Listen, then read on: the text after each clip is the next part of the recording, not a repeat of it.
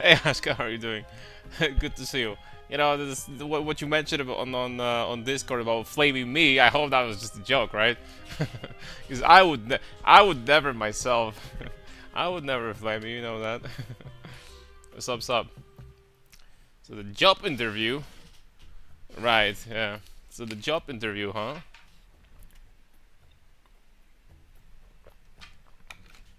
How dare these bastards say that you are too old? That literally freaking makes me a prehistoric freaking like item or something. That guy, it was the staff problem. Obviously, because you're very young yourself. If I said anything else, that would make me old too, and you know we don't want that. So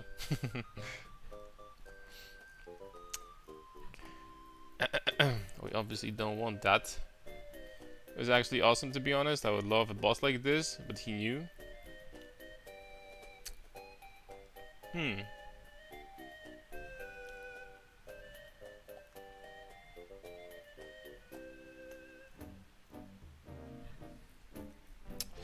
He knew right away what my insecurities are.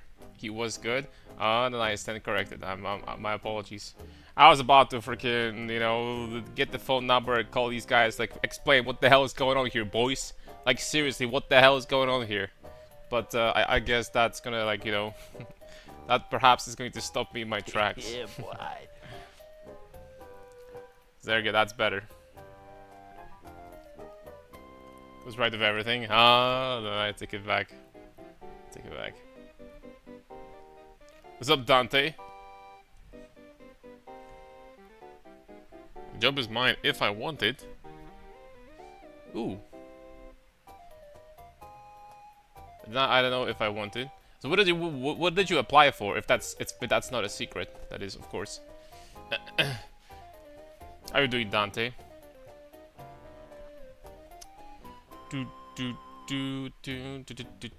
Looking for any PoE 2 news, if there will be any. Can I polish? Of course. What do you think? I'm not going to understand? Still Polish after all. Still live in Poland, same place. Yep.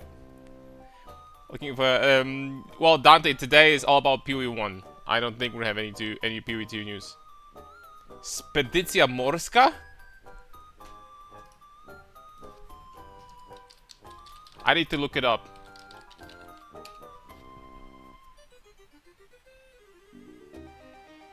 Oh, it's logistics. I see. So you basically like develop speed on the ships. Try to make them speed up. Do their job as quickly as possible. No, I didn't even know that something like that exists. Don't get me wrong, I had a little bit of experience with previous job, but trying out thorns with martial artists. Thorns? Are you my man, Dante? Did the heat get to you, my friend? Thorns? I mean, look. Since 0.1, I've seen a few thorns builds, most of them by Kaltorak, and they kind of worked. So there is that. Your personality doesn't match this job. Yeah, I feel like your personality would like fit in pretty much everything. No? You would be able to adapt. You would be able to adapt.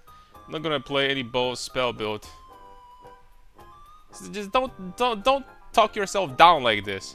The guy says that you have a job, and you say that he will be a good boss. And you know what I mean. I'm sure you're going to be great. I'm sure you're going to be great at this. And I'm not memeing right now. But no, of course, you know, it's just your decision, of course, right? I'm just, you know, trying to encourage my younger viewership a little bit, but I'm of course joking. I'm not gonna play any bow or spell build, and there is non-melee build I did not try. Spinning my swords and trying out combinations, martial arts, gloves, etc. I'm bored. Just play PoE 1, just like me, man. Today is the reveal. By the way, I'm going to open POB. Path of Building Community. Maybe we like try to like do like a practice run. Like we do have like hour and 40 minutes. Like a practice run of act like, I don't know, 1, 2. Something like this.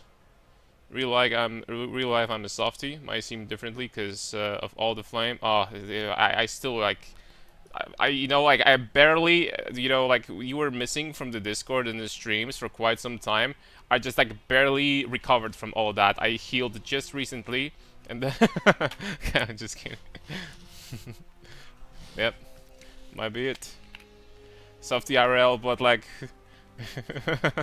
It's scary.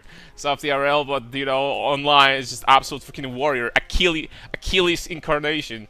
Destroyer of streamers.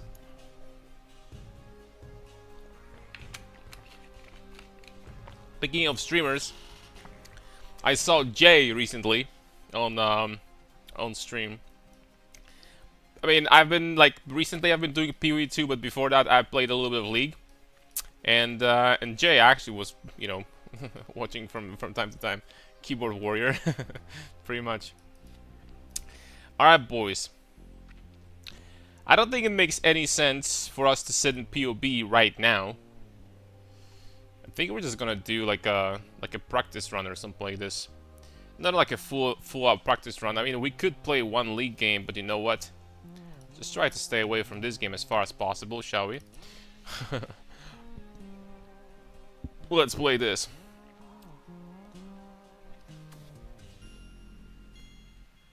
Let's play this for a bit. Yo, I just freaking closed that, man. Get off my screen, Rito. 3.4 gigs? What is that? Jay, I really don't know if he still plays or not, but should have asked him. I saw him in the chat, but I don't think he was like typing anything, so that's what it is. Never played PoE 1, I will be lost, and I do not like flashy fast gameplay. Oh, PoE 1 is not that fast. It's okay, I take it back. It's very fast. I take it back. It is very, very fast. Indeed. Last night I saw the stream, you had the Christmas tree. Yeah, I think that was I think I was streaming PoE 2, no? That was what, winter time? Obviously, right now the season would say that it's probably not the best time for Christmas tree to have on the display, so you know, none of them are available right now. I have 22 out of 24 character slots. The hook? Excuse me? Okay, we gotta freaking destroy some of these. This guy, Holy Fire Carnarius. What's up, baby? This guy is freaking gone. Boom. That's one. Now the rest of these. Uber Incarnation of what? Boss Event League. Alright, this guy's freaking gone. Say goodbye to your friends. Hasta la vista, baby. Alright, let's keep those for now. Mirage. Should I play in standard? Should I do a practice runs in standard? Probably. Don't remember, I don't care what you play. Sorry. Thank you for honesty, I really appreciate it. That's beautiful. Soul cell found. Bada beam. Bada boom. I wonder if this guy is. I wonder if this name is taken. There's no way. Are you serious? Bada beam, bada boom is taken? You're pulling my freaking leg, man. I can't make it. This name is taken. I can't name. I freaking can't take it. Freaking create a character called Bada Beam Bada Boom. There's no freaking way that's actually real. It's for the streamer, not the game. Oh. Thank you. Bada Beam Bada Boom V2. Okay, I was just going to do Bada Beam Bada Boom. Let's do it like that. That's fine. Since tomorrow, boys, I think we're going to be doing legit practice runs with the timer. Once I'm going to figure out how to put it in here. Just keep that in mind. Bam, boom, bada beam. This is why I call this character this, because we're doing bada beam on these monsters. There we go. We're not gonna need this. What's up, Cabra? Bruh, you can tell that there's a lot of character. I think I'm going in the wrong direction. You can tell that there's a lot of characters made in this game. If I typed that and that was taken, like, please. You know what I mean? Please, man.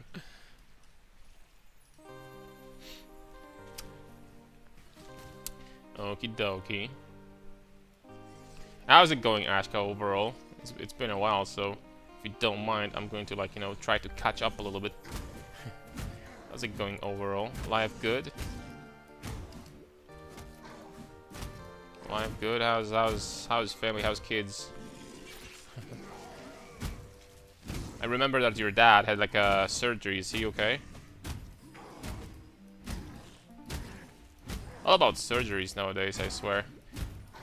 One of my friends in the chat, his mom had surgery recently also. My older brother is getting knee surgery in, I think next month or something like this. It's pretty soon.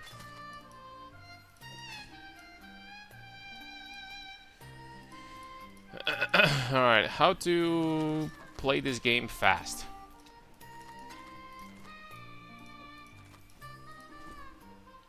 Ground slam. I think we need to buy a big bonker. Stone axe. But it doesn't have, damn it. Okay, we can do stone axe, we can do plate vest. I'm a genius. Don't take that too seriously though, my friends. Don't take that too serious. Alright, we have one scroll, boom. Let's get damage, boom. That good, me good, no kids though. And top of the job search, but overall good. I'm telling you, you should become a streamer. A job is always available, right? Your personality, I'm sure that there's a lot of people that would want to watch. I would watch. You would have one viewer, for sure. So that's a start.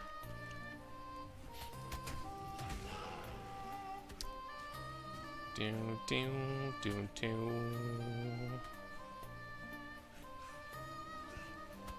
I guess we gotta get a Quicksilver flask.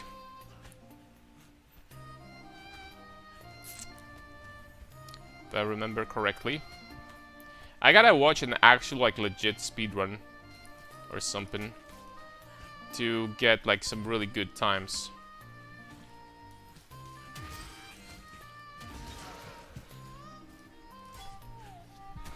Playing this.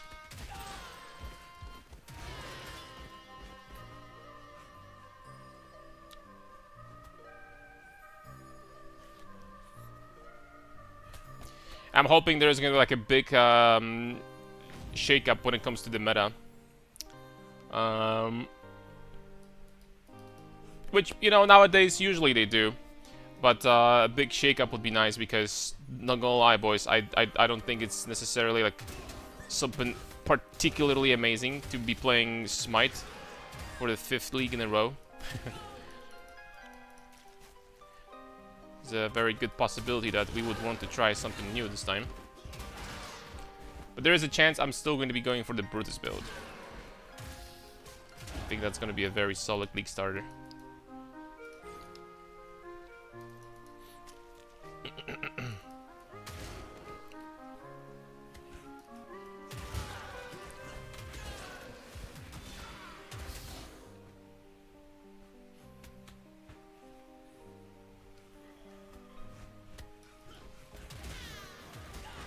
Man, where are you aiming at?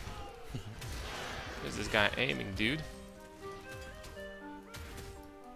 I'm over here, buddy boo. Okay, I gotta change the filter though. Filter is probably... Okay, I gotta change to regular or something like that. There we go.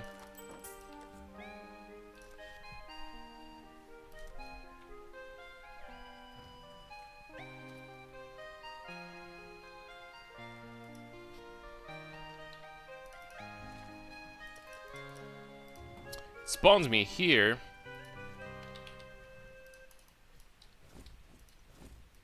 Dude! I freaking clicked the wrong character. How come?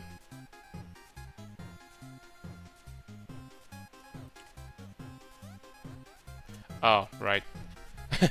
My bad, they didn't select Soul Cell Found. Oops. Sister Call is bad, the momentum support is good, we can get this. If I remember correctly. Take a look if we have movement speed boots. Don't.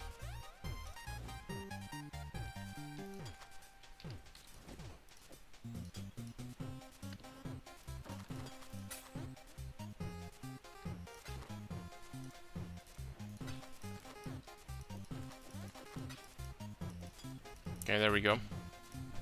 From what I remember, we gotta get a transmute to get Frostblink as quickly as possible. So we are going to try to get that.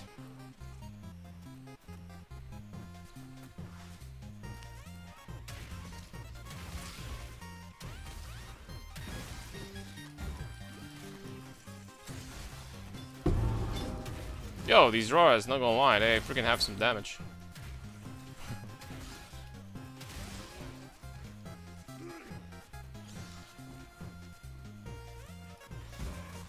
Oh, the elements are starting in 25 minutes. And we're not gonna do a lot of practice in that case. Not much is going to be given to us. Indeed.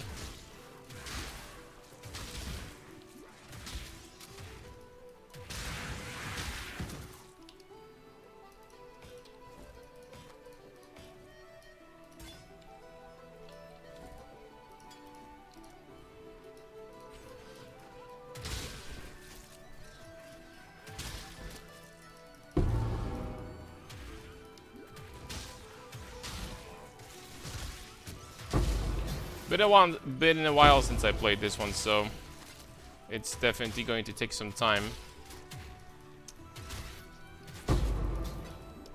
to get back. You know, shake off the dust, if you will. Shake off the dust. Man, like the passive tree, I wish like the passive tree in PoE 2 was as good as it is in PoE 1. I feel like in PoE 2, some of these passive nodes are just like not quite up to par. But in PoE 1, on the other hand, these passive nodes on the tree are very, very juicy. I wish we had masteries also. Oh, hold up, I do have transmute. We gotta get a Frostblink then.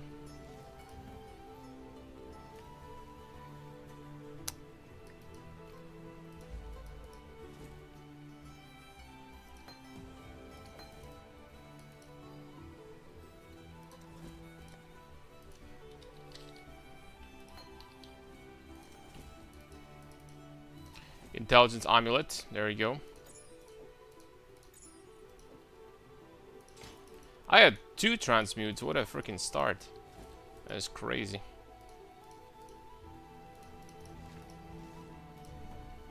Crazy start right there. Stream RNG coming in.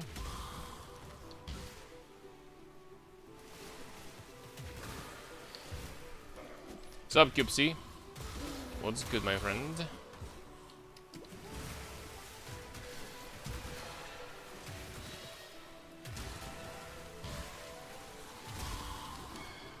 Kinda can wait until, you know, the reveal, not gonna lie.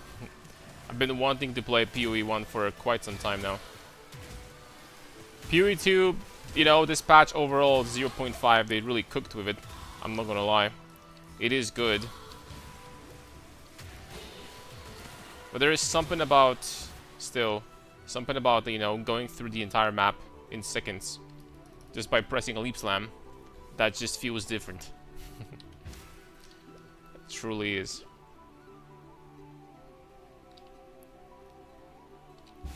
All that movement speed, all these useless modifiers, rarity, stuff like that, we don't stack any of that here in this game. That's not needed.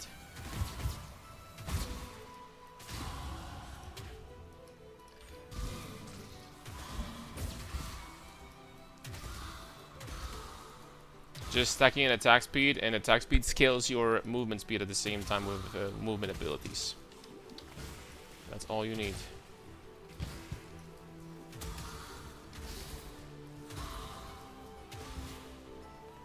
Would be convenient IRL, no? Like, the more fit you get IRL, the faster, for example, your car starts, like, freaking... the faster your car gets, that'd be kind of nice.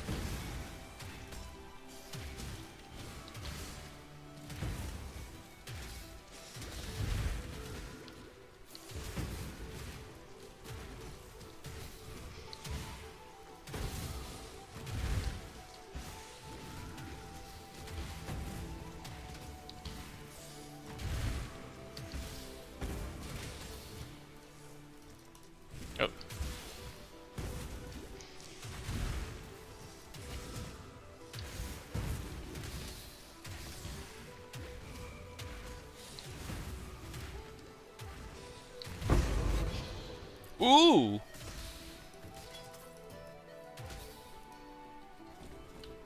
And streamer RNG is kicking in. Holy smokes. The drop so far, 2 transmutes. Now this thing. Admittedly, it's not great. But I think it's still slightly better, probably. Bada beam. I can sell these, I think. I can sell this for identify scrolls. Then get the book over here. Then get an iron ring from this guy. There is iron ring. Can I try? Well, I can use an... Okay, there we go. 55 accuracy, not too shabby actually. And there we go. Damn. Run of Gods. Classic Brutus League Star, what's up? I used. Most likely, but I guess you should be asking that after the reveal, not before. Because we're waiting, we're gonna have a reveal in 1 hour 20 minutes. So we're waiting for that, and then we're going to decide. But if I say so myself, there is a very good possibility that we're just going to stick to this, indeed. So yes, very good chance we're going to stick to the old classic. I'm not 100% sure which skills we're going to be using though. If it's going to be smite, there might be balance changes, which we're going to figure out what they're going to be. See, maybe there's something better now. Plus,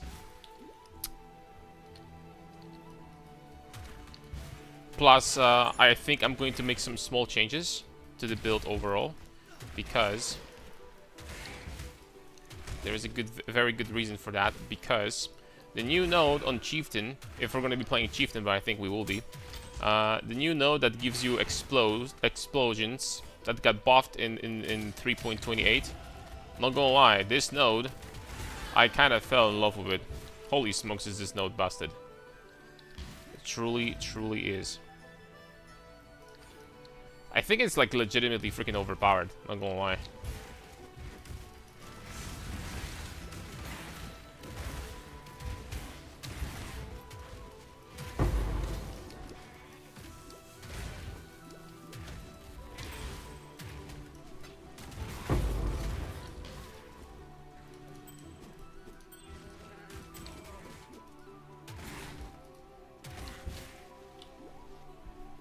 Sup, Samo? Like, we can expect Brutus nerf? Nah, that's not gonna happen. Become dust. So, Samo, we're still stacking. Nope. Just doing a short practice run, and and we have reveal in our 20 minutes. So we're gonna be watching that and seeing what's gonna happen next league, right? So no stacking for now. Admittedly, I did want to play a little bit of League today before PoE, but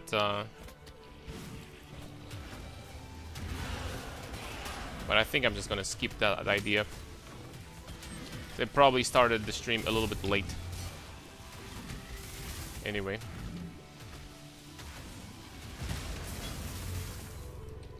No stacking in PoE 1?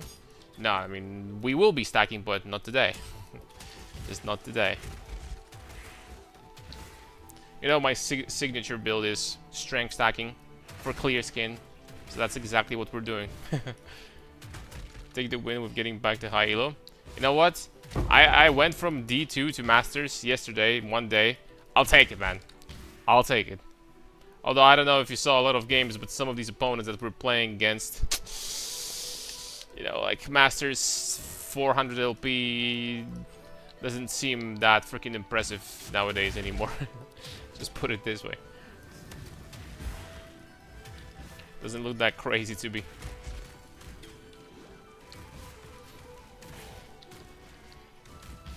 But so I'm not going to necessarily call it a huge achievement, but we did it.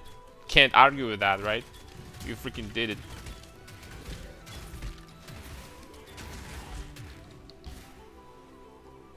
You know, League Classic in the beginning is going to be complete freaking fiesta. Because I guess they have no way of really doing anything about that. About like the you know, the high elo players playing with like silvers and bronze players. So what we're gonna have in the beginning is going to be absolute freaking fiesta about it, because there's gonna be freaking Charles playing with you know, with the worst players that this planet freaking produced ever. So I'm saying this as a joke. So it's gonna be interesting to see. It's gonna be interesting to see indeed. Slave is not a man. I don't know, dude. You say so.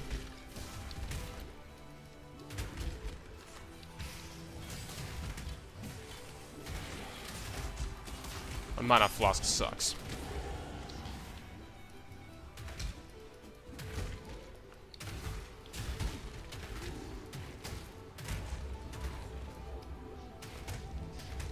Okay. Killing that dude is probably going to be a waste of time overall.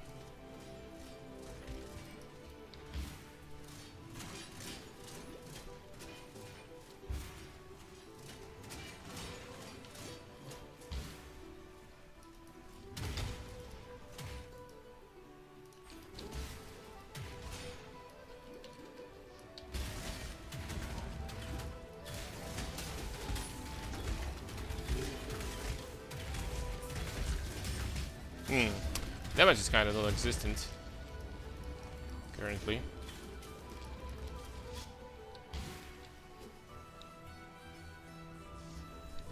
Wonder how come I had full trials in SSF. In SSF League. This is how it works. That in SSF. Well, you play softcore, like, you know, trade. The trials that you get transformed to SSF also. I had no freaking idea that's how it works. I had no clue.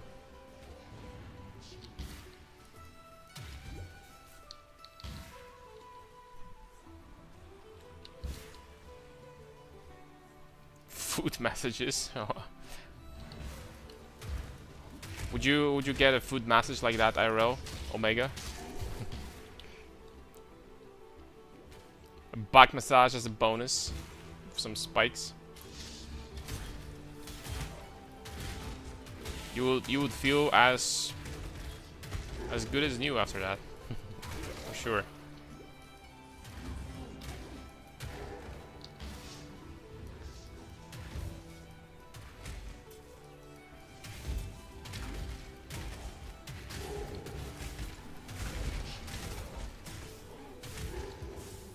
That would before Brutus, 1 level up would be nice to get.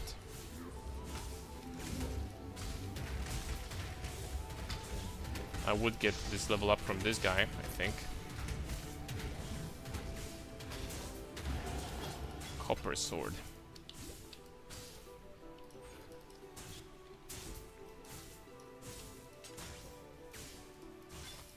And a 3-link chest body armor. Dude, I have 6 chromes already? Holy smokes. Fortunately, that's not gonna help much, but... the one with blue. And I could put in, like, I don't know, added lightning damage here or something. I guess that would help still. Now that I think about it. So good that you say you barely feel any pain after all, or anything else. Yeah, probably not gonna feel much after that, for sure. I agree.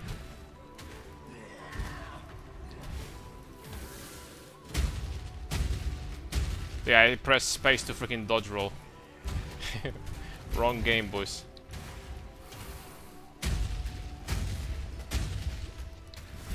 I'm actually gonna have to go back. I don't have mana to kill this dude with this mana flask. I wish I was kidding, but I'm not.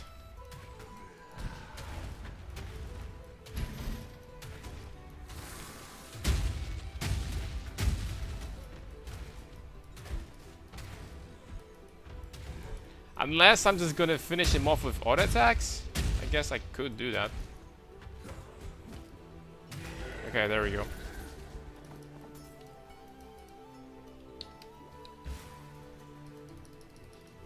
There we go.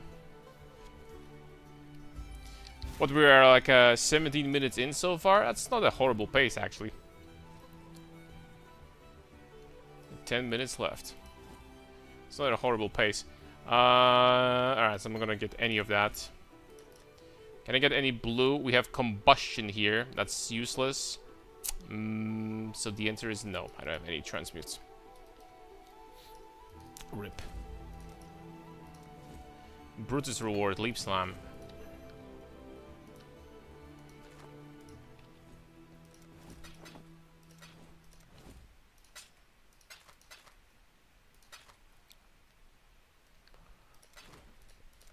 Leap slam, good. D4 bad. But in order to use that, damn it, I can't even buy this. In order to use that, I would need to have boots like these, basically. Frostblink goes over here. These we're gonna let's just put it in. Okay, there we go. Put this thing in here. Momentum, leap slam, boom, boom, boom, boom. Bada beam. This we can keep. Leap slam on Q.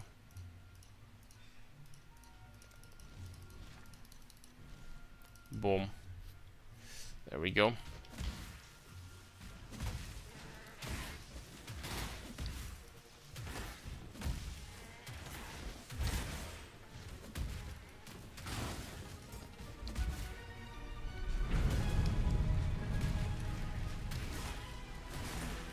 Probably should buy a mana flask. Forgot about this.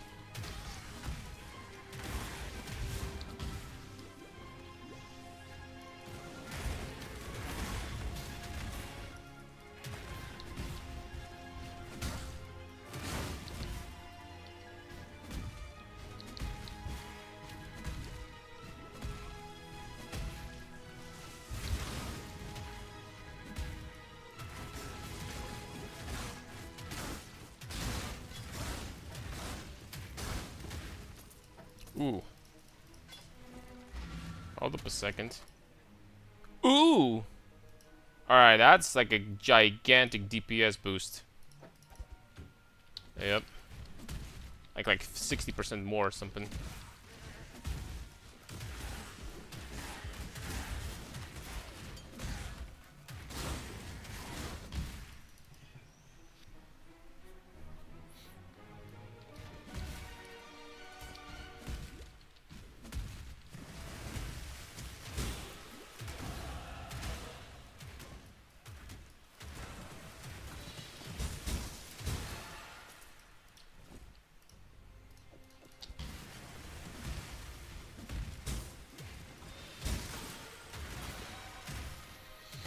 Mm, accuracy aura, precision aura would be nice to have also. Leather belt, hold up a second. Leather belt is nice. I don't know if I played PoE 2 for too long, but legitimately feels like my gear is freaking crazy. Getting some good gear boosts.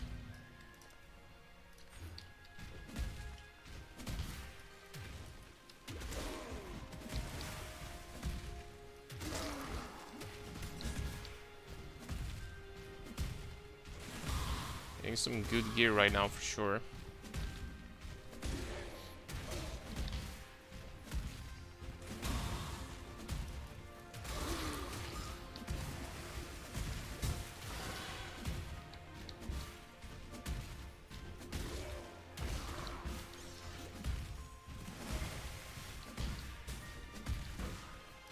Okay, to save up time,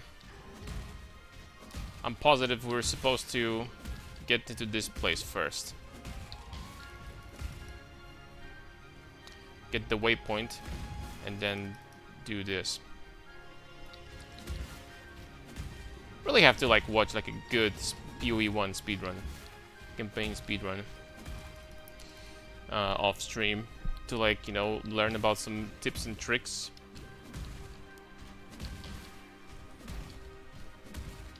They do believe that this time, like 4 hours with Chieftain, could be much improved still. And if it would get to something like 3:30, honestly, that would be pretty satisfying for me at this point. I wouldn't complain about 3:30 one bit.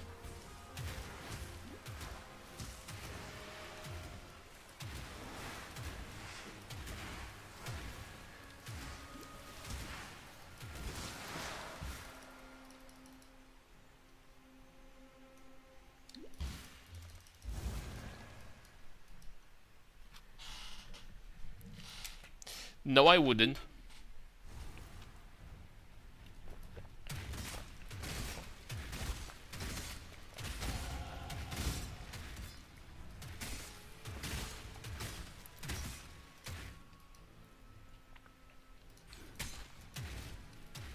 Should have, I think, been going this way at this point.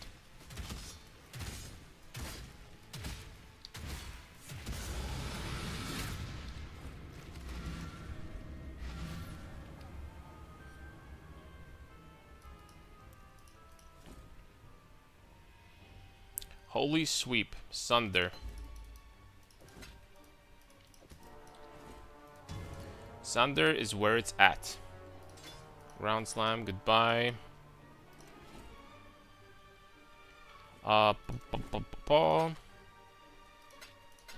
Get this. Put this thing on, sure. Not useless. More damage. There we go. I would say that we did, you know, after so many months, we did Act 1 in, I do believe, right now we're, I think, like about 26 minutes. So in total, this would be less than 30 minutes. That's not, like, atrocious, I guess. Only problem is I don't have transmutes to get the skills that I need.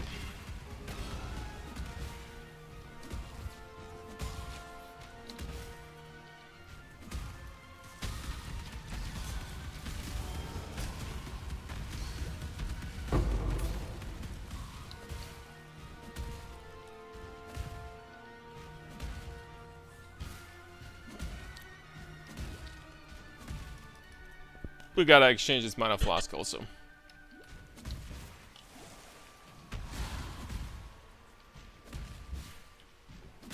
Not gonna lie, I'm thinking about like actually not swapping to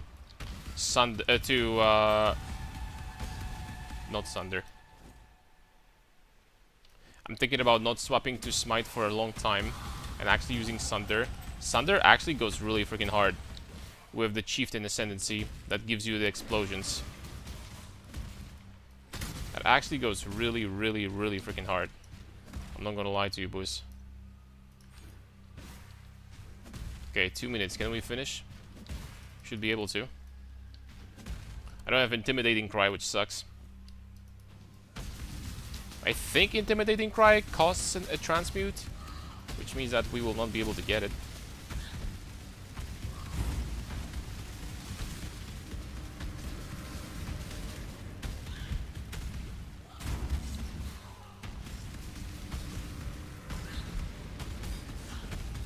Once again, the mana problems.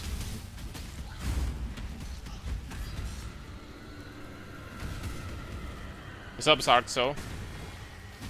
What's good, boys?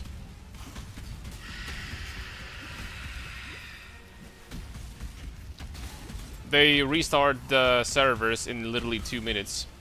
So we're not gonna do a practice run today. What instead we're gonna be doing is just waiting for the, you know, for the reveal. At this point. But we did Act 1 in less than 30 minutes, so not horrible actually.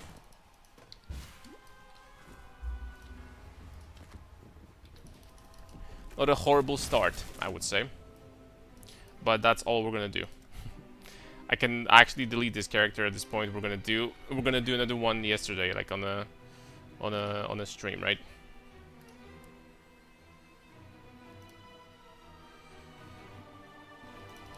Path of Exile. Path of Exile. Path of Exile. Path of Exile. Okay, I get it. Wait, the PoE channel is still not... There's no stream? What's the meaning of this? Practicing for league start? Yes. Gonna cook another Brutus build this league? Most likely. Here is the thing about Brutus, boys. That, and generally speaking about Chieftain, that many people overlooked. And I think it's actually kind of freaking crazy. It really is. Let's take a look at 3.20 whatever. Just take a look at Brutus, right? Look at Brutus build. The crazy thing about this build is that nowadays you can exchange, convert to 3.28 whatever. Nowadays you can exchange this node because honestly it's not really that freaking impressive. Instead of this thing you can easily do, like for example you can put points in here. You're going to get additional strength anyway from the small nodes from Little Pride. And you're going to get like additional bonus on your war cries. And after that you're going to get, they have at least minimum 10 power, right? So you can still use Intimidating Cry, you can still use all that stuff, Enduring Cry that you want. Drop this completely. And get Hinekoras. Hinekoras is freaking busted. Hinekoras is really freaking busted after they buffed it. Because with this amount of damage, 250% of their maximum fire, it doesn't really matter that it got nerfed from 500. It literally doesn't. Buffing this to 10% is literally at 20... It's literally 100% buff to this skill. 100% buff. It's 100% more useful. And not gonna lie, this skill is freaking cracked, boys. It really is. So I think what we're gonna do when it comes to changes, apart from, you know, all the things we're gonna see, all the things we're gonna see on the live stream, right? Whatever they put in the game, and in the patch notes. What we're gonna do next league is we're literally going to. This is going to be the first skill that we're gonna take. Literally the first skill that we're gonna take is gonna be this one. I'm not gonna lie. Subclepsic. Did it start in an hour?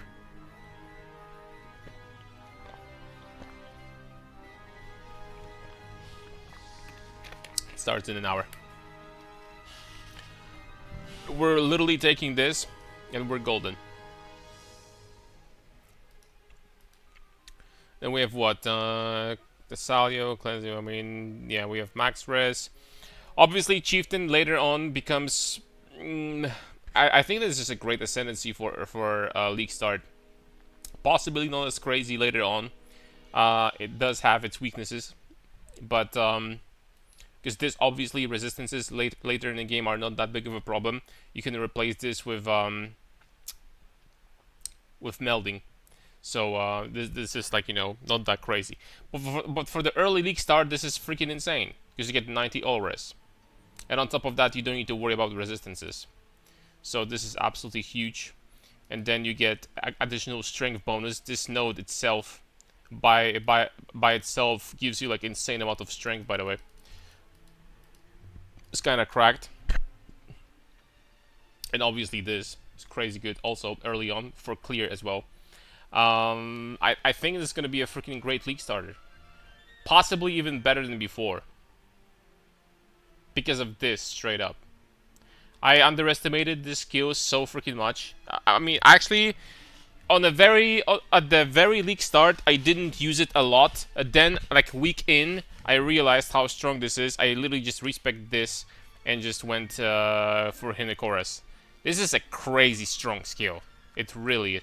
If it weren't strength stacking, I would say that I would even be going for Tukohama after that. Tukohama is also pretty good. Not gonna lie. Tukohama is obviously even better if you're doing slams, because level 30 Ancestral Call, I think that out of the two, level 20 Fist of War is most likely stronger. It's most likely stronger, let's be honest. But freaking A, man. Dude, what if we actually... Nah, this is too strong. This is overpowered on the league start. This is too strong. Let's take a look at how would this compare with... Hold on a second. Okay, there it is. There's the broadcast. Ooh, nice color. There's the broadcast. How would this compare with Path of Exile? Reddit. How does this compare to this guy? Like, seriously.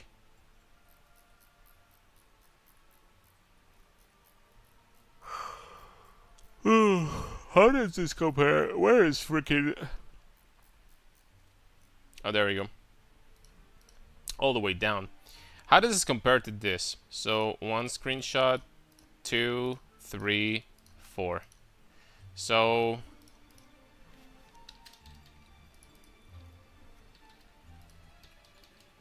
There we go. So, first of all... We have... Okay, so this is the useless one. This is for mostly for like mages.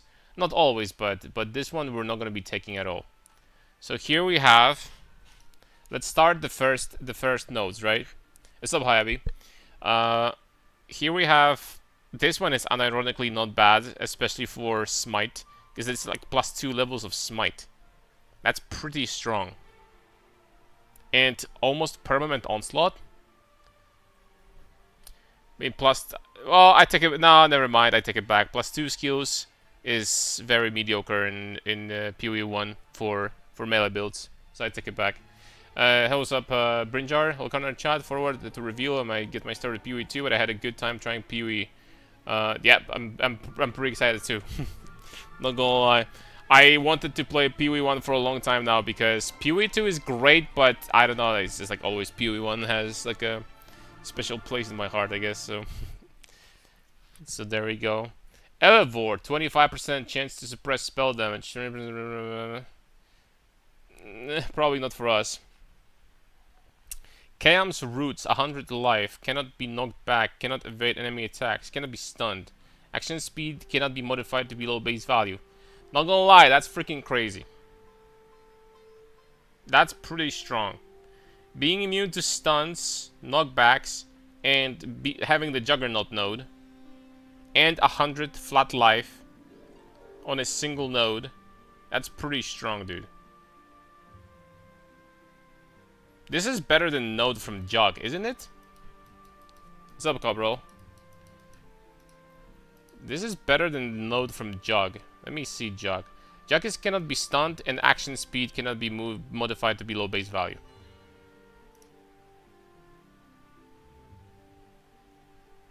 Say, it's better than Jug. It doesn't have movement speed, but who cares? And it cannot be knocked back and 100 life, so it's better than this node. Yikes. Bleed Eviscerate Gladiator with 3-roll Lucky Block Shield was easy to gear and fun to play. Need to watch out for reflect mobs. Yeah. But block is crazy overpowered because with the lucky block, like the amount of block you can get in this game and basically be borderline like immune to majority of damage, as long as your hit pool is pretty good, right? As long as your hit pool is pretty good. This one is pretty decent. Then Apostate is for life stackers, but someone I think already did math on Reddit, and from what I saw, this is not necessarily that efficient, actually. I think this can be kind of bait, but we'll see about that. Then we have Dawnbreaker. That is freaking crazy. Not for my build, not for the League Starter, but this is crazy. 25% of all damage taken is Fizz. You know what you can do with that, right? You know what you can do with this, boys. You have Tempered by War.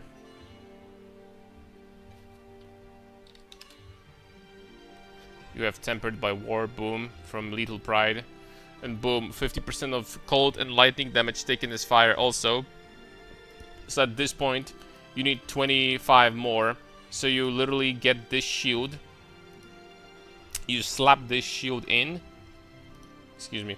You slap this shield in with appropriate numbers, and you get the Watcher's Eye. And you convert all of your cold and lightning damage to fire. So you can have minus 100 cold and lightning. It doesn't matter because cold and lightning damage never do any damage to you, like ever. And of course, you're immune to penetration at the same time, which makes it even stronger. And on top of that, you get like a lot of physical damage taken as fire at the same time. Like you slap in Cloak of Flame, and you're borderline like you don't take lightning, you don't take cold, you almost don't take any fizz ever. You take all the damages as fire, pure fire. Well, there's chaos left after that. There's still chaos. But you can play CI. What's up, Mr. Codulets? I don't know what to say about that. Just freaking listen. Listen to the expert. What's up, man? So that is pretty damn good, for sure.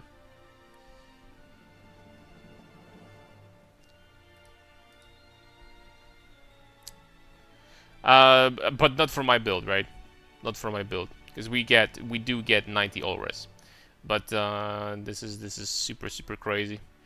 This is people's chance to get 100% conversion to fire without getting the ridiculously expensive Sublime Vision.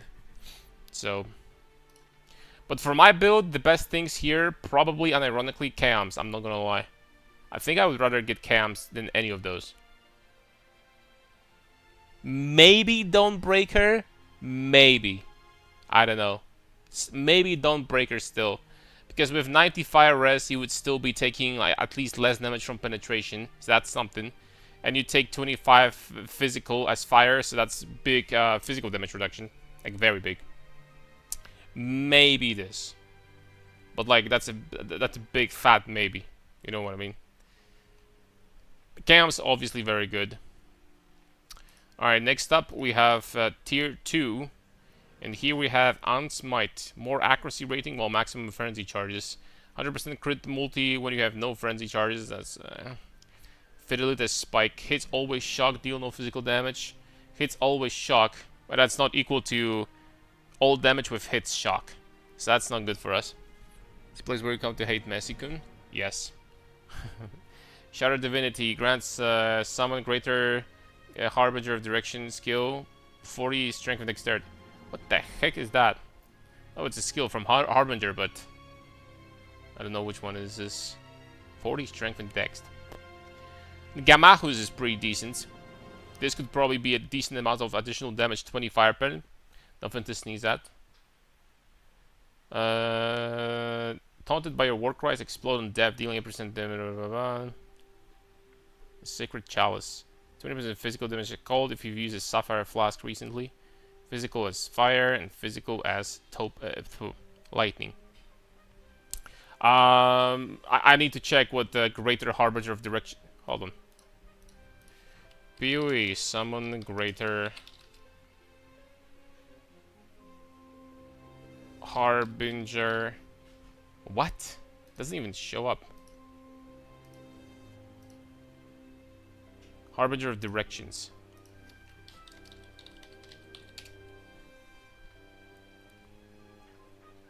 PoE. Okay, there we go.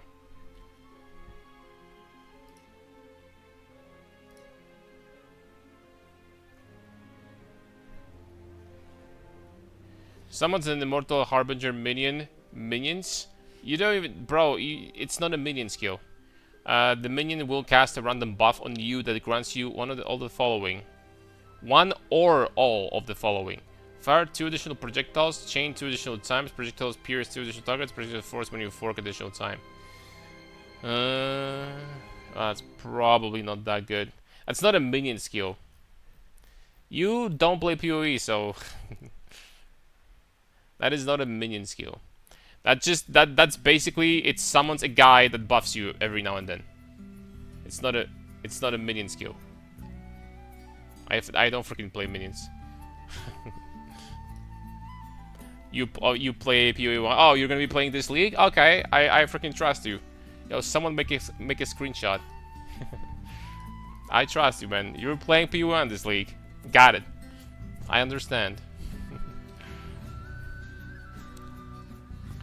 What about the reveal? In 45 minutes. Soon. Soon, my friends. Soon it will be there.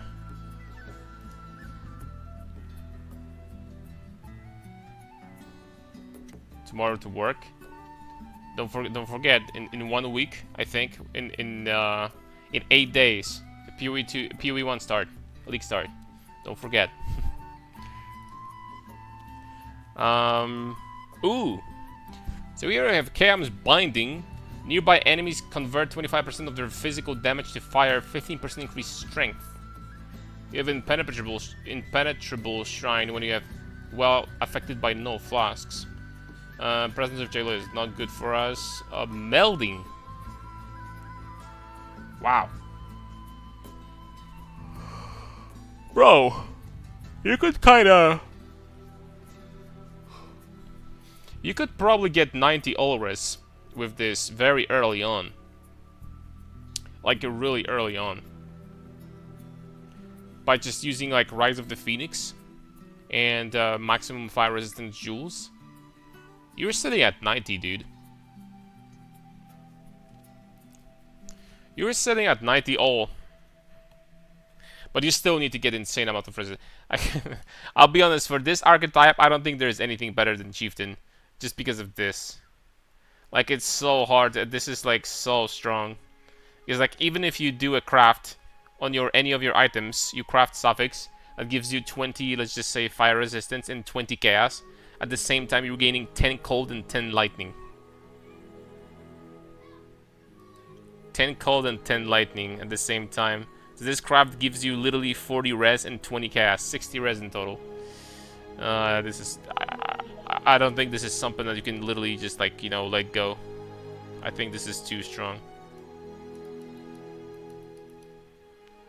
It's gotta be too strong. There's no way.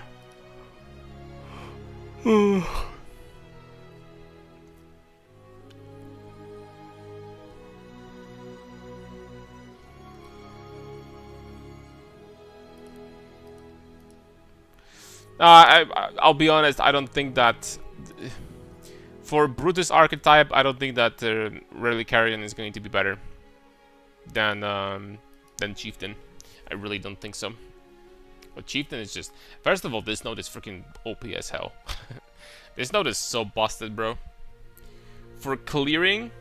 Oh my lord. For clearing, this is crazy good. Big good.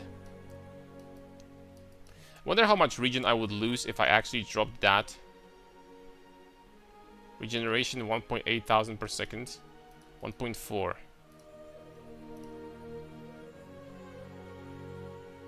1.4.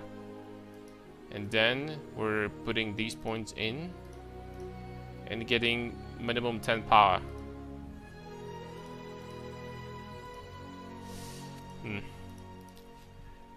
Let me check. The Battle Mage's Cry here, so that would be still crit.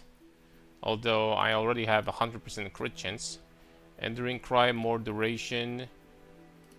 Vol Smite. I'm probably gonna drop this from this build, by the way. I don't think this is even mandatory.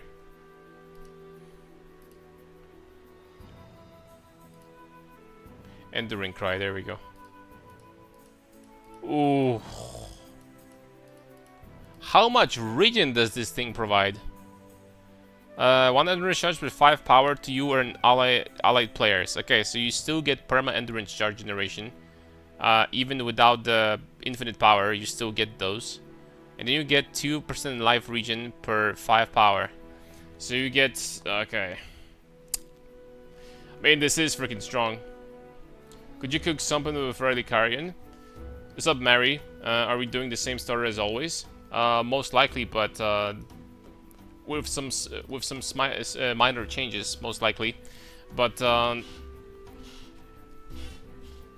we need to wait until patch notes, I guess, and the reveal. It's a little bit too early to say. Like, I think that Chieftain is like legitimately one of the best like starting classes because of this. Like Chieftain, if you pick Chieftain, you have 2 things solved basically immediately. You have solved clear with Hinekoras, and you have solved resistances with like this and 90 Olres. Chieftain is like so underrated, so strong. And then depending on what your build is, you can either do Ngamahu for strength stacking, you can do this for generic power boost. You can even freaking do this if you want to. If you're stacking like War Cries or something. You can do anything you want.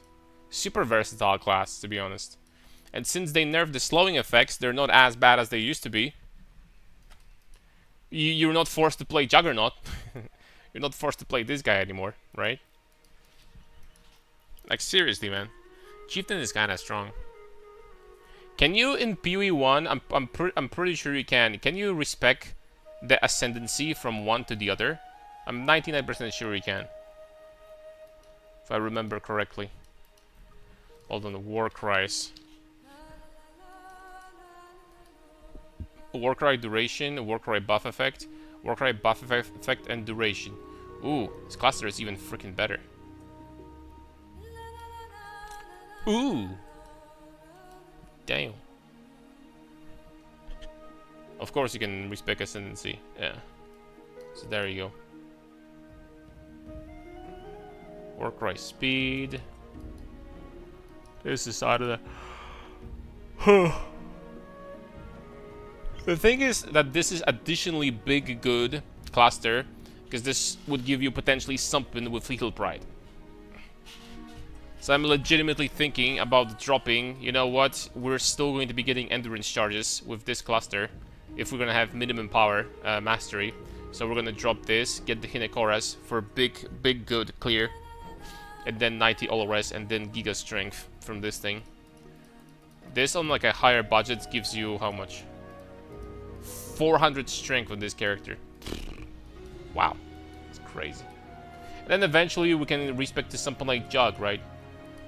If you really want to. Because Jug eventually is gonna get to the point where probably is gonna outscale Chieftain.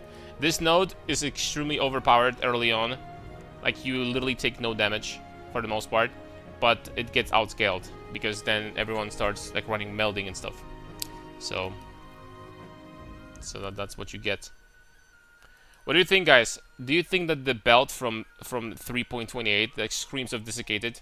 Do you think that this belt is gonna get removed? What I mean by that is, like, do you think that it's going to be like achievable, or do you think that it's going to be like kind of like completely gone? Basically, because this belt, not gonna lie, hell no, belt stays on. I freaking hope so, Johnny. Because, like, you remember what we had over here, right? Which I kind of unfortunately didn't manage to finish. But we had this freaking guy over here. Hold up. Now there is something wrong in this.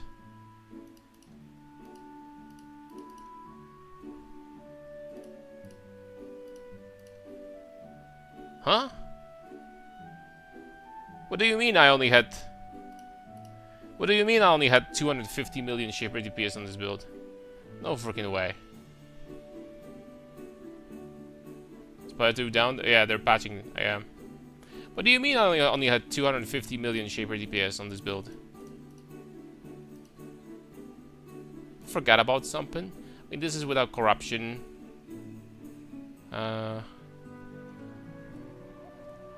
Well...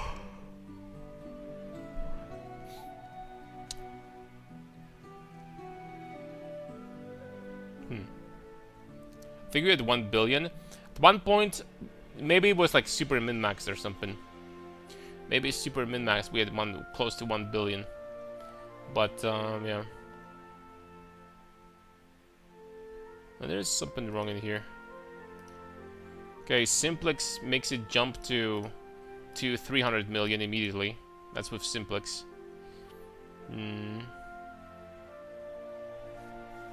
Oh, that's with a pretty... Well, I'm not gonna call this ring pretty shitty, but I've seen better, right? I've seen better helicals, for sure.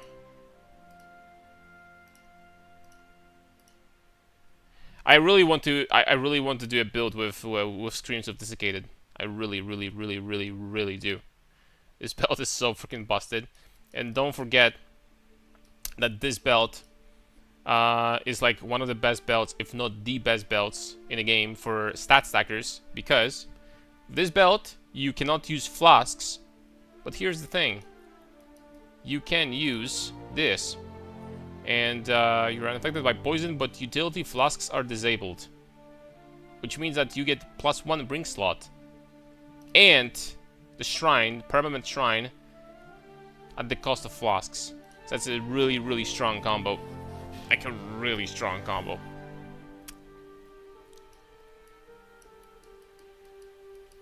But I'll be 100% honest, I'm not sure if defensively this build... only had 17,000 evasion here. I don't think that defensively... I mean, it is still strong, but... I don't think defensively we did like the highest we could do on this build.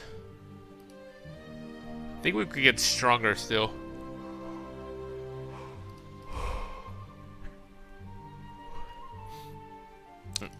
Well, anyway. Oh, and there's this Holy Hammer build, you know. Holy Hammers. Like holy bait. I completely forgot about also these skills that you can roll like level 1 skills on it, right? That's another reason why perhaps switching to Smite early on is going to be a bad idea. Because Smite, ladies and gentlemen, is not all that freaking incredible if you don't have Vol Smite. I mean, for a single target it's still great, but Vol Smite really like kicks it to the next level. Gives you flat damage as well. On paper, you could still use Smite, like... Could use Smite of Divine Judgment with +1 to skills somewhere. I guess you could still do that.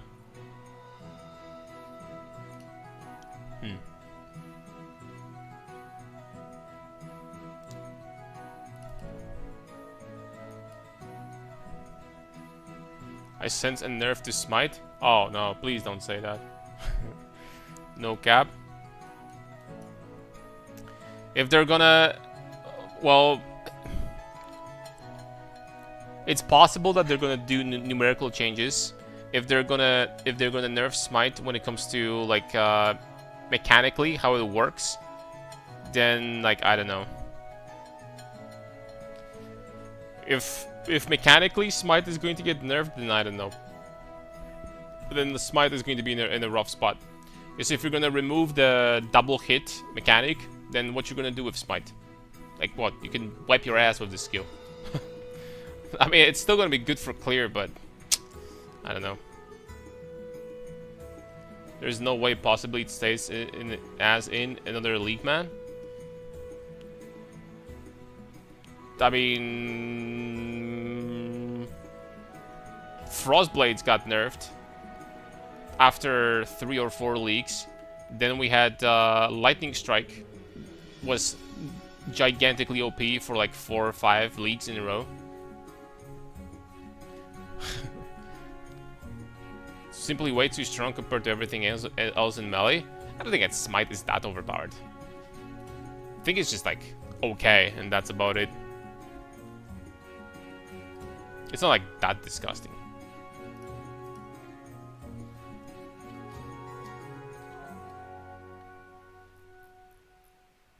I don't think it's that disgusting.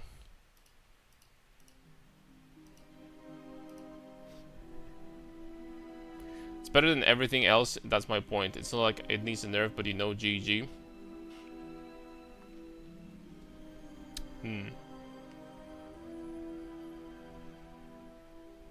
They want people to play everything else.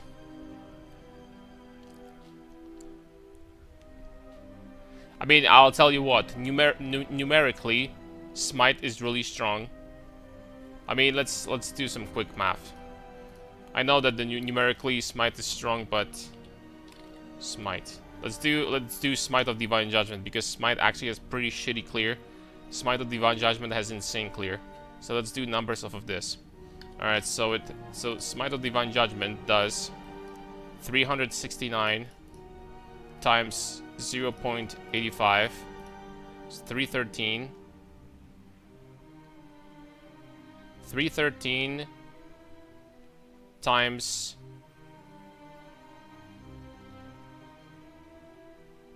1.38 plus 313 again.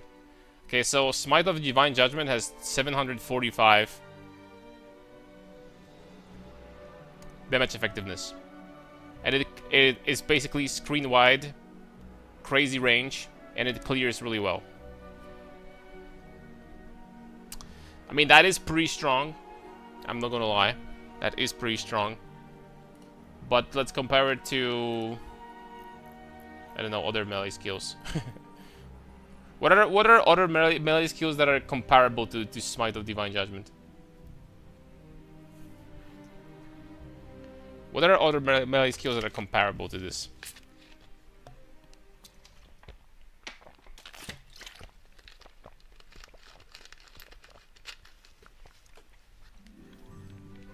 The thing is, I don't know why, on lower investment, I felt like Sunder.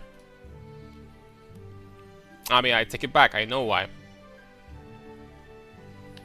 Sunder might only have, hold on. Sunder might only have 629 times 0.75. So Sunder might only have 471 in comparison. But Sunder has War Cries. So you can do Intimidating Cry, you can do Ruthless combo with this. And then it hits like for like 2500% in total or something. Oh, a little bit less than that, but the singular hits with the War Cries and the Ruthless support, you can really abuse that to do like one huge chunk of damage, right? You can. And you don't get obviously the less damage multiplier from multi-strike, because on Smite you do want multi-strike. So LS Frostblade, I guess. Alright, let's do Lightning Strike. Let's do Lightning Strike then. Alright, Lightning Strike does. But here's the thing, do we count Nimis? Do we count Nimis too? Lightning Strike does 456. And projectiles deal 50% less damage with hits. Times 0.5 plus 456. So Lightning Strike by itself does 684 if you're positioning yourself properly. But I guess that's a bad argument because Smite also has that component. You don't play LS without it anyway. With Nimis, you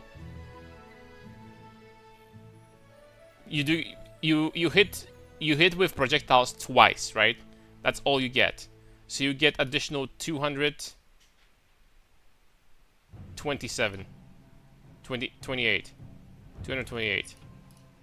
So that's how much you get with Nimis. I mean, I don't know if that's better with Nimbus even than Smite of Divine Judgment.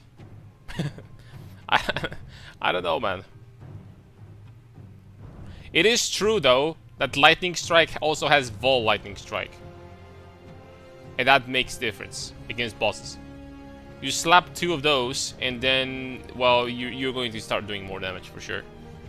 You are going to start doing more damage. I'll give that to you. Fine.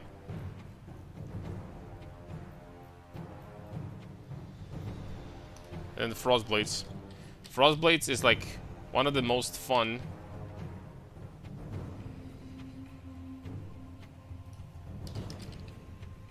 One of the most fun skills to use, in my opinion, in the game. Unfortunately,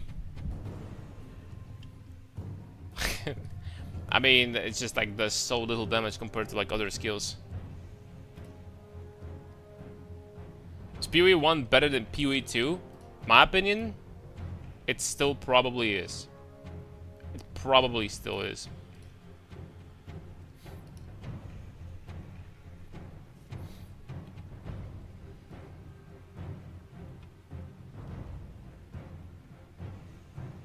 But PoE 2 is getting really close. So there's potential. PoE 2? Yeah. And it is getting better. I think that eventually it is going to get better. Mostly because, you know, there's pretty much 90% of their effort when it comes to development and everything goes in PoE 2. So I mean, that's something we need to keep in mind. But PoE 1, I mean, it's getting close. It's getting close. Frostblades are an amazing skill to play, but they gutted it. That is true. How much did they nerf it? Oh, they just gave it 30% less damage with its and almonds. Holy smokes, they got freaking buffed in 3.25. Damn. PoE 2 is getting really good. This likely was big. True. The end game, I told you guys the end game is gonna be good. You guys didn't believe me. You guys were saying, not all of you, of course, but you guys were saying, the end game's gonna be, it's not gonna be good. the freaking GG delivered. Can't argue with that. I was a believer. That's what I'm talking about. That's what I'm talking about. Okay, calculator is not needed anymore. For now.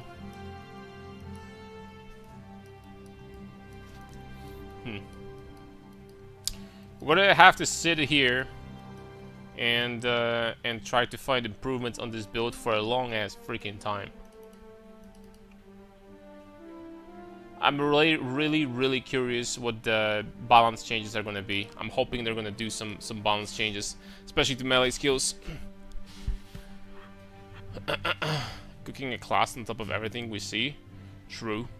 I think that well, perhaps I'm coping right now, but the gladiator is in the works. If not the gladiator, then I don't freaking know, man.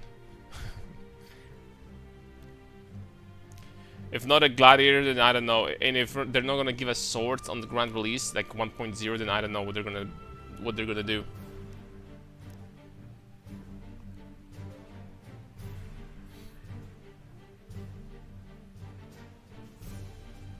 Not gonna lie, super small amount of viewers so far. I know it doesn't really matter, but PoE 1 always had like 100,000 or something. Here, this number, or like close to it. Sword guy in the game. I mean, we already have swords. Didn't you see? Didn't you know? There's like a hold up a second. PoE 2. Come on, man. PoE 2. I don't know why their trade works like this. Maybe it's because of this TFT extension. Sword.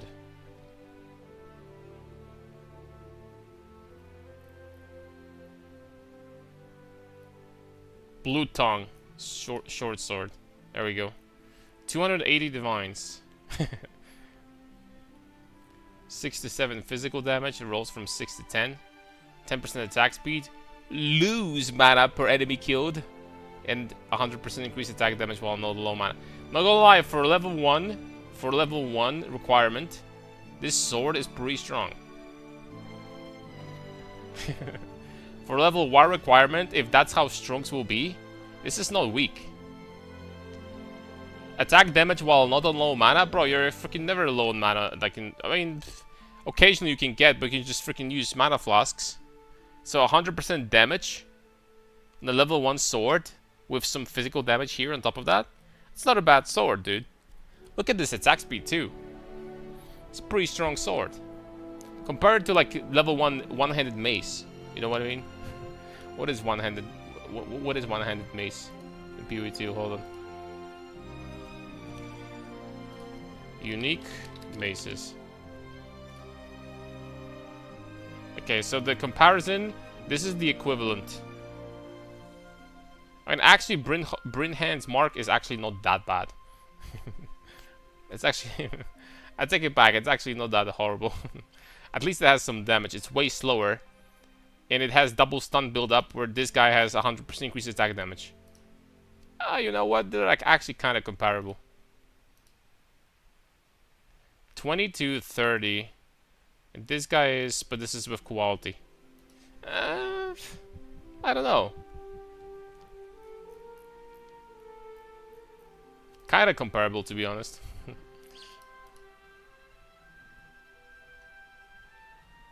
Not too bad. It can be reforged twice. This mace. Yeah, but yeah, we're just comparing like the level 1 to the level 1 sword. And then, you know, nobody says that this sword is actually going to... This is how it's going to look like once they release swords. I have to say, though, this sword looks freaking cool. As the first sword, the first freaking level 1 sword, it already looks cool. You know? just for the looks. They look kind of cool, not gonna lie.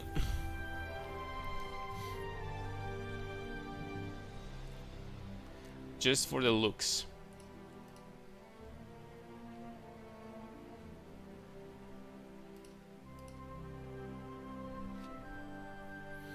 Alright, 19 more minutes.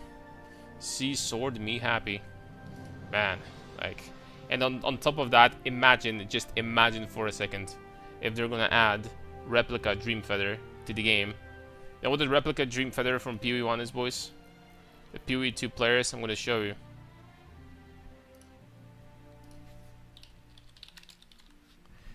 Spoilers, it is a sword. And it gives you 1% increased attack damage per 450 armor. If we're gonna have a weapon like that in PoE 2, holy smokes. I'm literally going to be playing nothing but swords. And we're gonna be just doing armor stacking all the time. Our favorite archetype, obviously. No, but that would be crazy. 20 more minutes for the new leagues to start in PoE 1. No, this is not a new league, this is an announcement. They are showing what stuff we're gonna have in PoE 1, plus the patch notes after. So armor stacking would be bonkers in PoE 2. I'll tell you what, they are probably going to add an archetype like that eventually. Something tells me that eventually something like that is going to happen. There is a good chance. Because, like, seriously, why not? You know what I mean? Why not? What's the reason why wouldn't we want to add this archetype in PoE 2? Was it gonna get too strong? Just freaking nerf it if it's gonna be too strong. Imagine Gladiator armor stacking in one patch. Oof. That'll make me pretty excited. I'm not gonna lie. I mean, I'll tell you what. You might say that I'm freaking coping big time right now, but if they're gonna add swords and Replica Dream Feather at the same time, or something like similar to this, I wouldn't be like that surprised, to be honest. Obviously, they could also add, like, just skip this completely because you can stack, I think, way more armor compared to evasion in PoE 2. pretty sure we can. And just add like a regular Dream Feather, right? Which also would make kind of more sense. Or better yet, you know what they could do?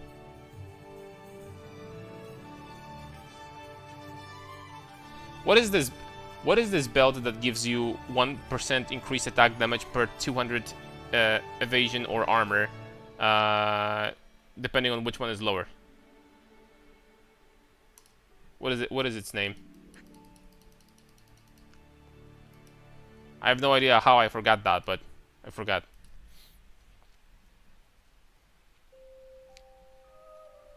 Those jewels definitely can stack more evasion.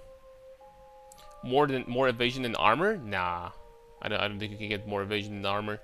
Armor gets scavenge plating. Scavenge plating gets 40% more. I mean, evasion skills also have something. You have not Ghost Dance, the other one.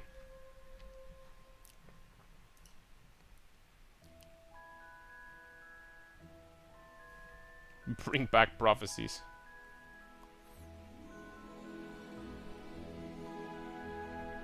Give me a second.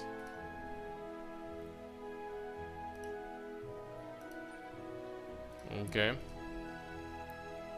I guess we do have drops on the stream.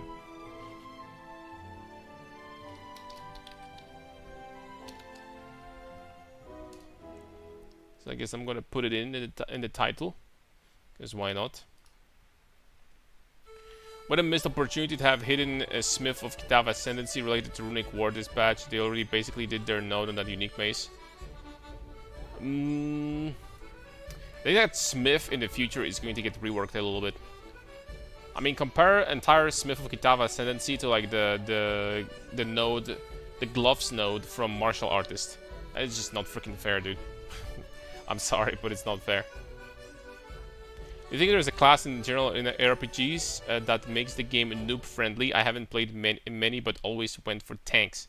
Just suited me.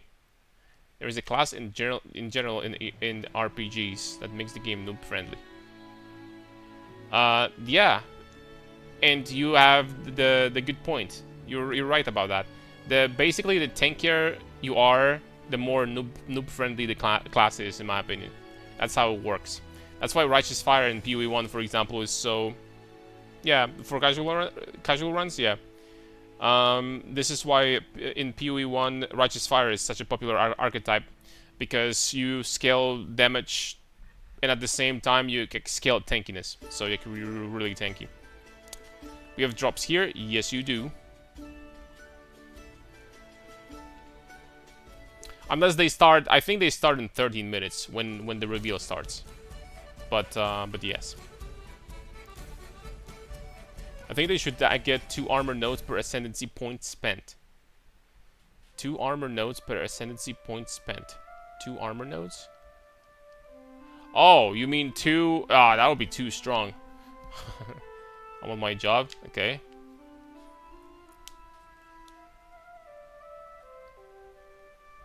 Okie dokie. Hope you're doing well. Nah, that would be too strong POs for that. Big announcement for both games? No, this is just for PoE 1. This is just for PoE 1. Nah, another big announcement for PoE 2. That would be kind of crazy, no? Maybe 3 armor nodes per 2 nodes spent for Smith of Kitava. And the problem with Smith is, and I don't have a problem like at all with in games like ascendancies being strictly defensive.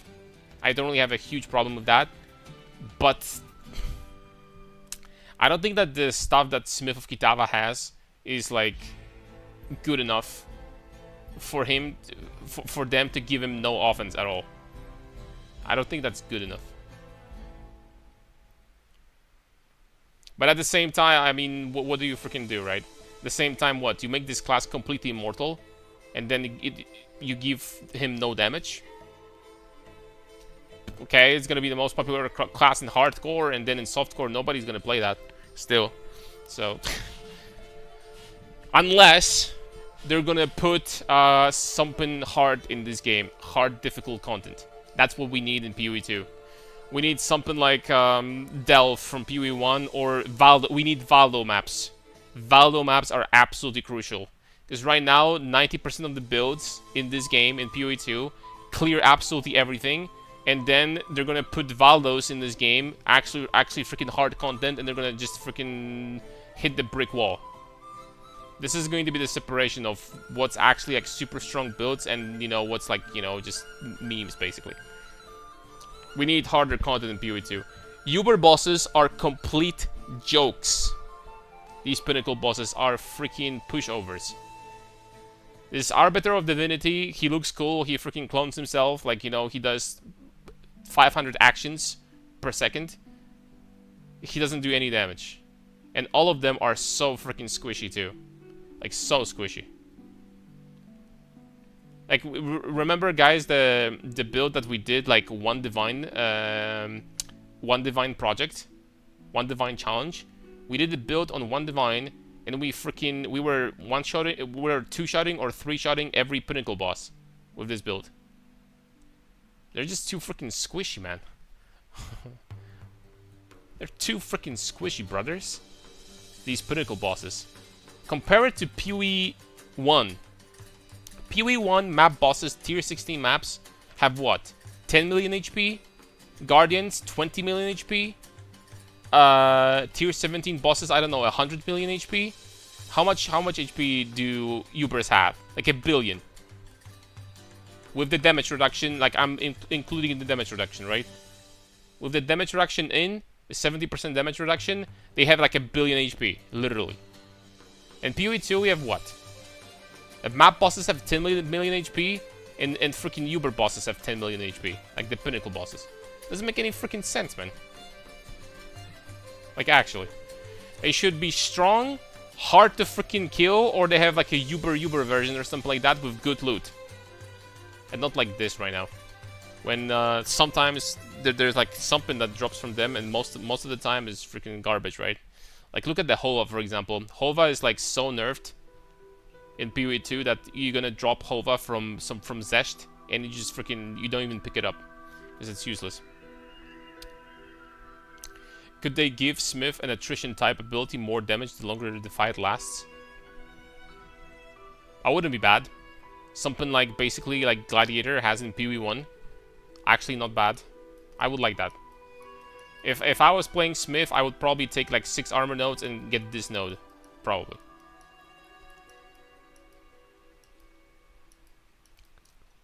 Where's this node? This one, right?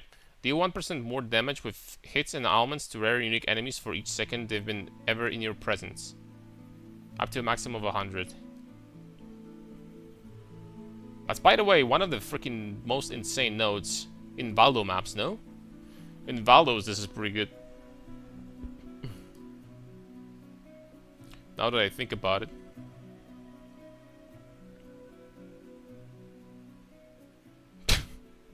How freaking... How ridiculous is this? Just to block attack or spell damage is lucky if you've blocked recently. Yeah.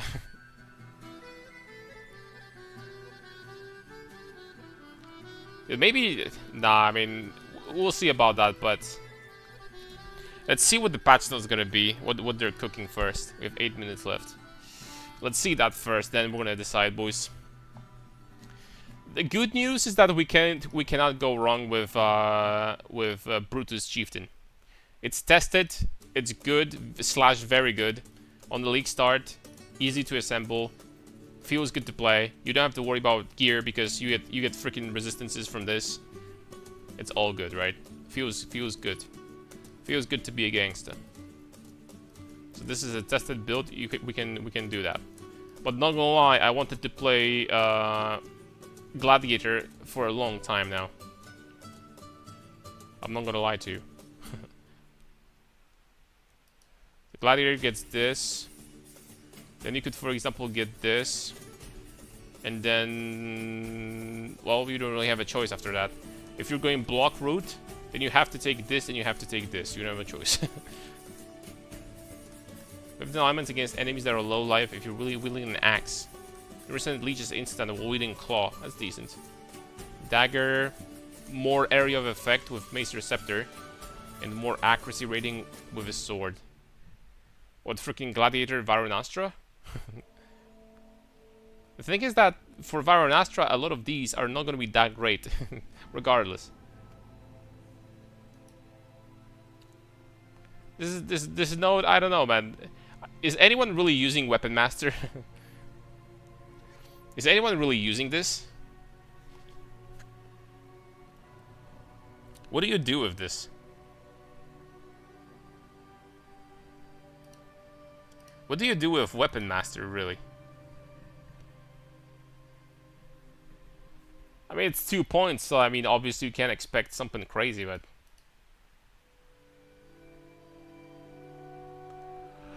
I'll go lie, Champion after buffs is also such a freaking potent pick. It's pretty potent, boys.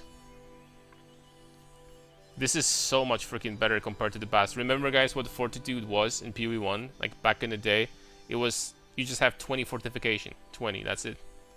Now you have always at maximum, holy smokes. That is cracked as hell. And more armor and evasion rating per above 20 fortification. 23%. Oh my lord. So crazy with those gloves. I'll be kind of actually interesting to see the armor evasion stacking build with this node, stacking fortification everywhere you can, getting the gloves in, and then putting the belt on for 1% increased damage, gaining like 500% increased damage from the belt. Giga defenses, freaking insane evasion, insane physical damage reduction. Then you just need to get spell suppression and melding for 90 auras, and boom, you have a build. You have a freaking cracked... Defensively, it will be cracked. It wouldn't be strong enough for Valdos, I don't think so. But, it'll be pretty strong. And then you can get this is only 4 nodes, right? Then you can get this, for example. Freaking damn strong. Then you can get, well, even this if you want to, or this. This is really powerful because you can make yourself, it's not that hard to give yourself basically like permanent adrenaline with this. Either.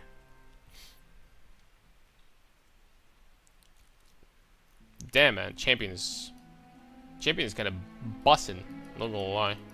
Champion doesn't mess around, boys. Champion doesn't screw around.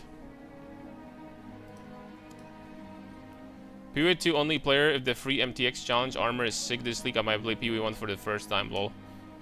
You should give it a try. PoE 1 is it has like obviously a vastly different feel compared to PoE 2. A PoE 1 in comparison, well, depending on what weapon type you play, because you know maces are just a completely freaking different story. But PoE 1 doesn't penalize you for, I don't know, for example, if you want to stack attack speed in PoE 1, then you're gonna move as a freaking like a lightning through the maps.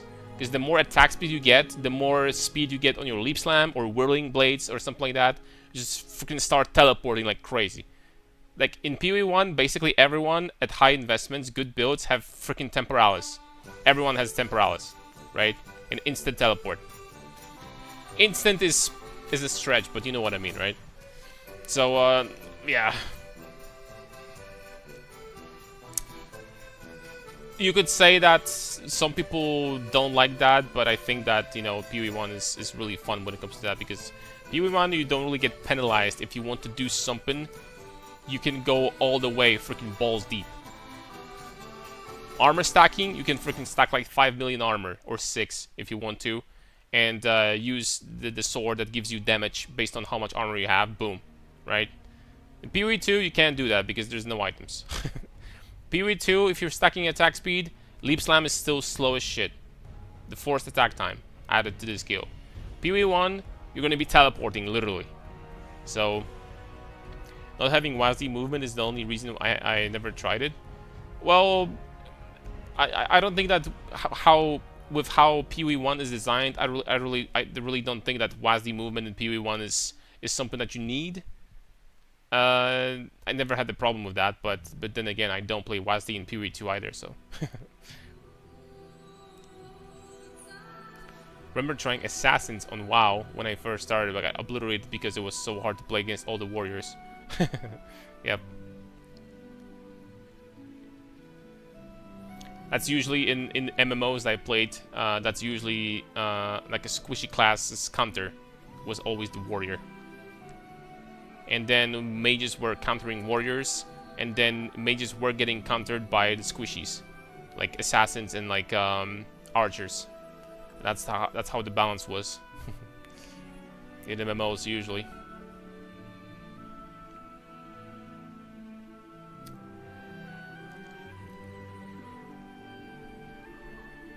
All right, let's see, boys. Let's go ahead and take a look. And please, please make some melee skills freaking strong. And boom, then we're gonna see the reveal. Boom, freaking slams nerfed, smite nerfed, everything freaking nerfed, man. Hopefully not, fellas. Hopefully not.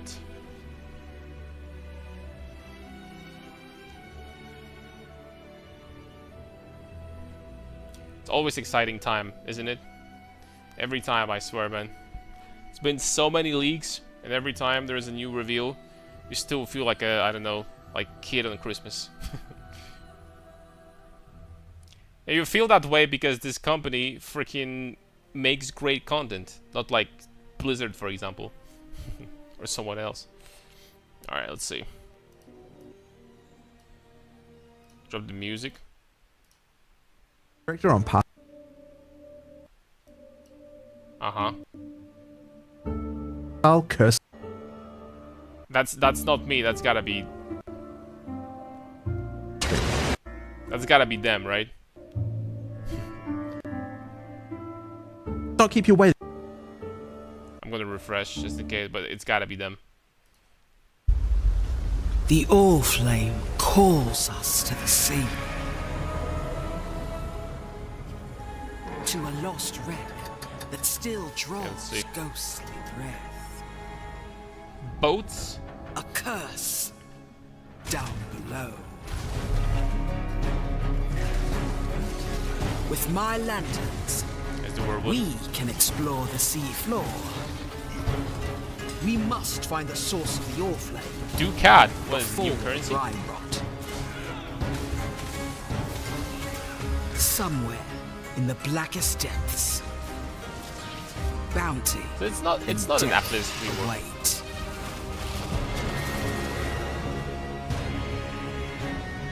But it is boat league.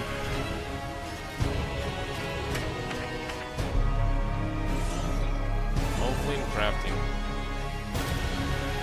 Oh! There, I didn't see. Ah, never mind. There it is. The Abyss boss fight. Legion improved. Vestigial Uniques. Mercenaries of Farthus.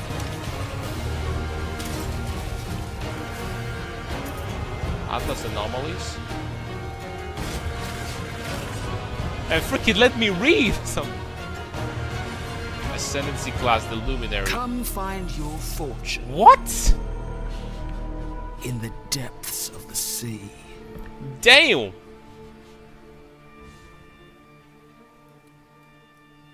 Okay. Okay. In Keep today's going. stream, we'll be walking you Triple through G. all the details of Path of Exile, Curse of the Orflame. We will comb the ocean floor, discovering sunken artifacts of forgotten origins. Fight the horrors of the deep. I and will do say your though, best to keep from being crushed by the waters above I you. will say the league We're mechanic revisiting kind some of looked familiar like mechanics to bring new life to synthesis. systems that have begun, perhaps, Right to off show the their bat, age. it kind of looked like Abyss synthesis, and bro. Legion will both be receiving significant upgrades, including a new pinnacle boss for Abyss and a new chase crafting system for unique items in Legion. In addition to revamps of the existing leagues though, we're also bringing back some old friends. The Mercenaries of Trathus are making their way back to Rayclast. Then we'll explain our new endgame system. We will join Kirak in investigating anomalies appearing on the Atlas. After that, we'll discuss the character and skill balance coming in Curse of the Orflame. Finally, we'll cover our new set of supporter packs. after which we'll have a live Q&A session where Ziggy D will interview Path of Exile's game director Mark, as well as game designers Octavian and Andrew, answering your questions from Twitch chat. After the live stream, we'll drop the full patch notes at 11 AM NZT. So let's get started. I'll hand things over to Mark to introduce. I have to say, I freaking hate the fact that they're bringing back Mark mercenaries. Roberts, game director on Path of Exile. In Path of Exile, Curse of the Allflame, Unless they're a just gonna work long-forgotten differently. mystery has begun to stir beneath Ray-class seas. Hidden in the icy depths lie strange and immensely powerful treasures, waiting for those bold enough to claim them. Meet Valerie, a dangerous Corsair captain who needs boots on the ground and on the sea floor to help her retrieve these treasures and unlock their potential. This is where you come in, to help her find the charts scattered across Rayclast. Then, use those to guide her ship to the patch of brine that holds loot for the taking. In return, you'll get a cut of the profits. These lost charts are guarded by the undead, rival Corsairs, or horrible creatures of the deep. Each of these monster encounters will also have a custom bonus for defeating the enemies. For example, successfully defeating the accursed undead that guard this treasure chest will cause the grateful trapped soul inside to grant you its power, possessing you and granting you ghastly power for the rest of the area. Once a chart is in hand, you'll board the good ship, the Sovereign, Valerie or Val's reappropriated Oriathan naval vessel. Here, Val introduces you to the heart and soul of her ship, quite literally. Vesper, another Pondium native like Val, is bound to this ship. His soul burns with the Allflame's curse, and were his comatose body to be removed from the ship, he would surely die. The silvery apparatus that lines the bows and eaves of the vessel allow him to steer the Sovereign anywhere in Rayclast's waters. Using the chart you've brought, Vesper can navigate to a location so you can scout it for Val, and while doing so, claim whatever treasures there might be. How, though, will you avoid a watery grave once sunk below? Vesper controls a spark of the Allflame, a powerful and mysterious magic, which has been imbued into a number of devices aboard the ship, chief among them the bathysphere. This entirely safe and well-tested contraption of rivets, bolts, and metal will be your ticket beneath the waves to explore and plunder. While scouting the depths, in order to not need an ample supply of air, we're instead going to place Allflame lanterns. These are conduits of the power that keeps Vesper alive and bound to the ship, and give you the temporary safety you need to do that exploring. Without them, you will drown. The first of these is strapped to the bathysphere Trying to grasp and activates on landing, rushing the water away to reveal horrifying monstrosities, lost treasures, and a strange luminous coral growing from the corrupted dead in the oceans of Rayclast. These strange growths are the real reason Val has asked you to plumb these waters, as the coral can be broken down into dead man sulfur, the fuel that keeps Vesper's light burning. As you get to the perimeter of the safety provided by an Allflame lantern, Val will drop more down at your request. There's also an option available to have new lanterns fired automatically for you as soon as you need them, if you prefer speed over fine control. Explore and claim what you can while you can. Lost fortunes of gold, chests of valuables, and lurking threats all lie in wait for you beneath the waves. You might even find the odd lost missive, waylaid on its travel to its intended recipient. Oh, damn! But hey, finders keepers, right? Beware though, as Vesper can only power so many lanterns at once, and that power is finite. On placing the last of your lanterns, they will begin, one by one, to flicker and fade, and the creatures of the deep will rush in as they sense the vanishing of the light. You'll have to rush back to the safety of the bathysphere, escaping the cold clutches of creatures that despise the light you bring. You'll want to place every lantern though, as exploring to collect enough Deadman sulfur is the only way to successfully chart the area for the next step, planning a voyage. Val will keep a record of the areas you've charted, storing details in her journals. Once you've charted enough areas, just talk to Val Place your charts on Val's board, This is going to connect be- them together, and create one giant seafloor excursion. This is going to be the end game juicing mechanic. Each probably. area you chart will reveal a special modifier that applies when it is used as part of a voyage, applied to either the charts adjacent to it or the whole voyage. Here are a few examples. This modifier causes all equipment dropped by monsters in adjacent charts to be converted to gold. This modifier will spawn friendly jellyfish alongside every pack of monsters in your voyage, which you will promptly slaughter for extra loot and experience, we're sure. This modifier causes all monsters in adjacent charts to be empowered by Wildwood Wisps. Okay, that's more interesting. With 9 positions on your board for charts when constructing a voyage, these can stack up fast. There are also charts which can take you to specially rewarding areas of the ocean floor. 20k wisps. Fields of anchors strewn with treasure chests full of loot, Calguran shipments lost at sea, and sunken abyssal pits teeming with monsters, to name just a few. There are even some ancient artifacts you might find and resurface. Okay, that's a cool looking armor. Additionally, the edges of the voyage board track the currents of corruption flowing through the waters of Rayclast, with randomized effects being rolled with each new voyage to affect the charts placed adjacent to them. No. These add even further rewards to your voyages, and can shake up the way you choose to place your charts. It's gotta be kind of like synthesis. Stack all of that together, and a well-planned voyage, with a bit of luck, But I think can it's be a gonna be very done better profitable than endeavor. synthesis. But with so much loot to claim, how are you going to get it all to the surface? I think there's actually gonna be Val good has a loot. solution for just that problem.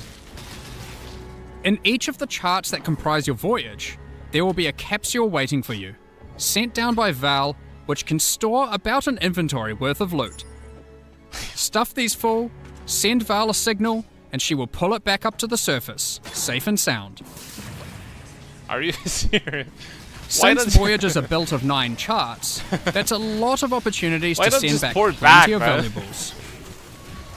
Once you're satisfied with the plunder from your well-planned voyage, Adding some role playing. find any of these capsule locations and call the bathysphere to it as your ticket out. Val will send it down to your rescue as fast as she can. I don't think it's gonna be a You problem. just need to anyway. survive until it gets there. Good luck. With Once crazy, you do, like, Uber don't plus forget to loot empty filters all anyway. those capsules full of loot. Oh my. Now, back to all that dead man sulfur that you've been hard at work gathering. Is that just to keep the Sovereign afloat and Vesper alight? No, it's not. Once you've got a bunch of it, head below decks, and you'll find the heart of the ship at work.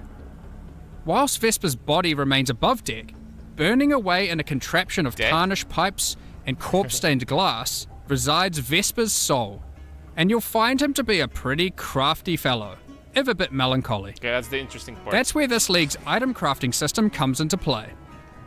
Give Vesper an item, alongside a currency that you could normally use on that item, and an ample supply of Dead Man's Sulfur.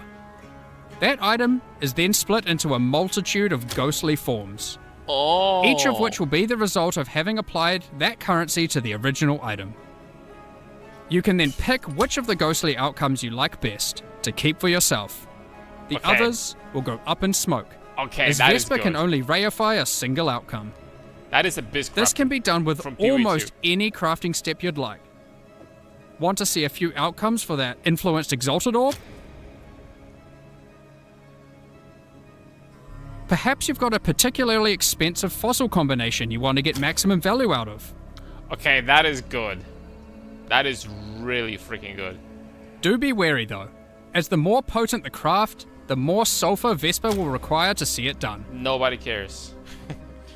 Who cares? That's not all, however, as the sea floor hides some yet undiscovered potential in the form of rare and valuable ducats. These can be consumed by Vesper to warp and twist items in ways not seen in centuries, Damn. such as Kishara's Ducat, which creates 4 ghostly copies of an item, each of which will keep 1 mod from the original, perfect for creating powerful crafting bases. Okay. The Gentile's Press Ducat, the modifier. which can solve item or gem requirement problems by changing one attribute to another. Holy smokes, man. And Brine Hook's Ducat, with which you can become an emissary of the gods of Rayclast. Who knows what these aspects might do? These Ducats come from special types of charts, so keep an eye out for them on your Okay. travels throughout Rayclast. That's really You good may for even stat find stackers, some by that the way. lead you to notably unwelcoming waters. So that covers the new league, and for the first time in Path of Exile, we're finally going under the sea. Some might even say this is the first real boat league. But that's not all, not even close. Next up, we've got an old favourite making a return. The mercenaries of Trathus are once again roaming Rayclast, looking for hapless fools to duel. Mercenaries will start appearing from Act 3 in San. Before beginning a duel, you'll be offered an overview of the mercenary you've encountered. Here, you can see the gear they have equipped and the skills they employ. As per the Trathan code, you have the right to wager for an item the mercenary is carrying. You'll stake some of your gold, and the duel commences. Did you guys like mercenaries? Because I didn't, man. If you lose, you forfeit the levied gold, and the mercenary will teleport out, repulsed at such a poor display. Win, however, and to the victor will go the spoils. In addition, if you win the duel, the mercenary will aid you as an ally for a number of areas. Trathan mercenaries are powerful allies to have in Rayclast, assisting in a number of ways. Some mercenaries can provide you with powerful auras and buffs, while other mercenaries can do all the killing for you. That's horrible. While in map areas, if you don't like anything the mercenary offers, you have the ability to request their warrant. A warrant is a promise to return and duel again at a later date. A call to action that calls that specific mercenary to a future map, with the same set of skills, but a new set of items. A Okay. mercenary will only grant their warrant once, however, preventing you from fighting that mercenary in every single Okay, area. never mind. You can disable that. Warrants also allow you to trade specific mercenaries to other players. You can disable that. It is important to note that unlike in Mercenaries of Trathus League, having a mercenary does not count as a player party member. So having a mercenary does not increase monster life or the quantity and rarity of items dropped from monsters. Okay, we're skipping Given that. that, you may be wondering, but what if I really like a mercenary I found?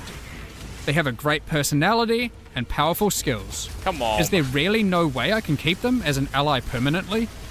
Well, you can, but only if you are a Scion. For the second time in 6 months, the Scion is getting a new Ascendancy class, the Luminary. The Luminary is a natural leader, lighting the way for others to follow. Becoming a Luminary immediately lets them allocate the Noble Blood passive, allowing them to permanently hire any mercenary they find in Rayclast. Okay. Luminaries can have up to 3 permanently hired mercenaries, 2 in reserve in towns and hideouts, and 1 as an active ally in combat. Unlike with regular mercenaries, you can change the items permanently hired mercenaries have equipped, opening up innumerate potential build possibilities. By default, permanently hired mercenaries cannot be equipped with unique items, but these passives enable them to equip specific types of uniques. While the Legendary Arms passive empowers mercenaries that have many different unique items equipped. Luminaries have the flexibility of becoming In a a week, support character to their mercenary, or having next their Friday. mercenary support them. Okay, The that Oath is of so much Fealty better, by the way. and Golden Glory passives empower your mercenary by using your link skills on them. That is so much better. The Loyal Bodyguard and Bestowed Knighthood passives enable your mercenary to protect you in combat, as well as enhancing their aura skills. As with any old league that we add to the core game, That's so much we have better. added full Atlas Tree and Scarab support. Here are just a few examples. These passives allow you to much more easily target the specific types of mercenaries you want showing up in your maps. The Loot and Pillage passive gives mercenaries a chance to drop all their items when defeated, instead of just the one you selected. Ooh. The Trathan Scarab of Renown makes it so the spawned mercenary is covered head to tail in unique items. Ooh. And the Trathan Scarab of Infamy forces a more powerful, infamous mercenary to spawn, accompanied by 2 other mercenaries for a truly unfair Wonder if duel. we could use these guys. Unfair for them. There's even a few entirely new mercenary types, one of which is found exclusively on the seafloor in rare Curse of the Allflame There's encounters. Sellswords of Trathus won't be the whole of your problems in 329, however. That's so much better, dude. I was afraid that everyone's gonna be forced to do mercenaries now, but it's only for... That's actually pretty smart, what they did. When we brought Abyss over to Path of Exile 2 and Rise of the pretty smart. Abyssal, some I like functional that. changes to the mechanic were made to improve the gameplay significantly. In Curse of the Allflame, the majority of those changes will be making their way back to Path of Exile 1. A boosty. The existing Abyss content had some notable problems. Aside from being very dated, it also required the player to follow a crack as it opens, often backtracking throughout already cleared areas. True. Now, as you approach an abyssal pit, and the cracks leading up to it, you will find that it is already open and spilling forth abyssal energy into the surrounding area, subjugating the souls of enemies unlucky enough to be within its influence. Slaying these enemies will send those souls spiraling down into the pit, drawing the attention and ire of the minions of Kulamark that dwell beneath. Slay enough of them, and the Abyssal Legion will spill forth from their domain to tear you apart.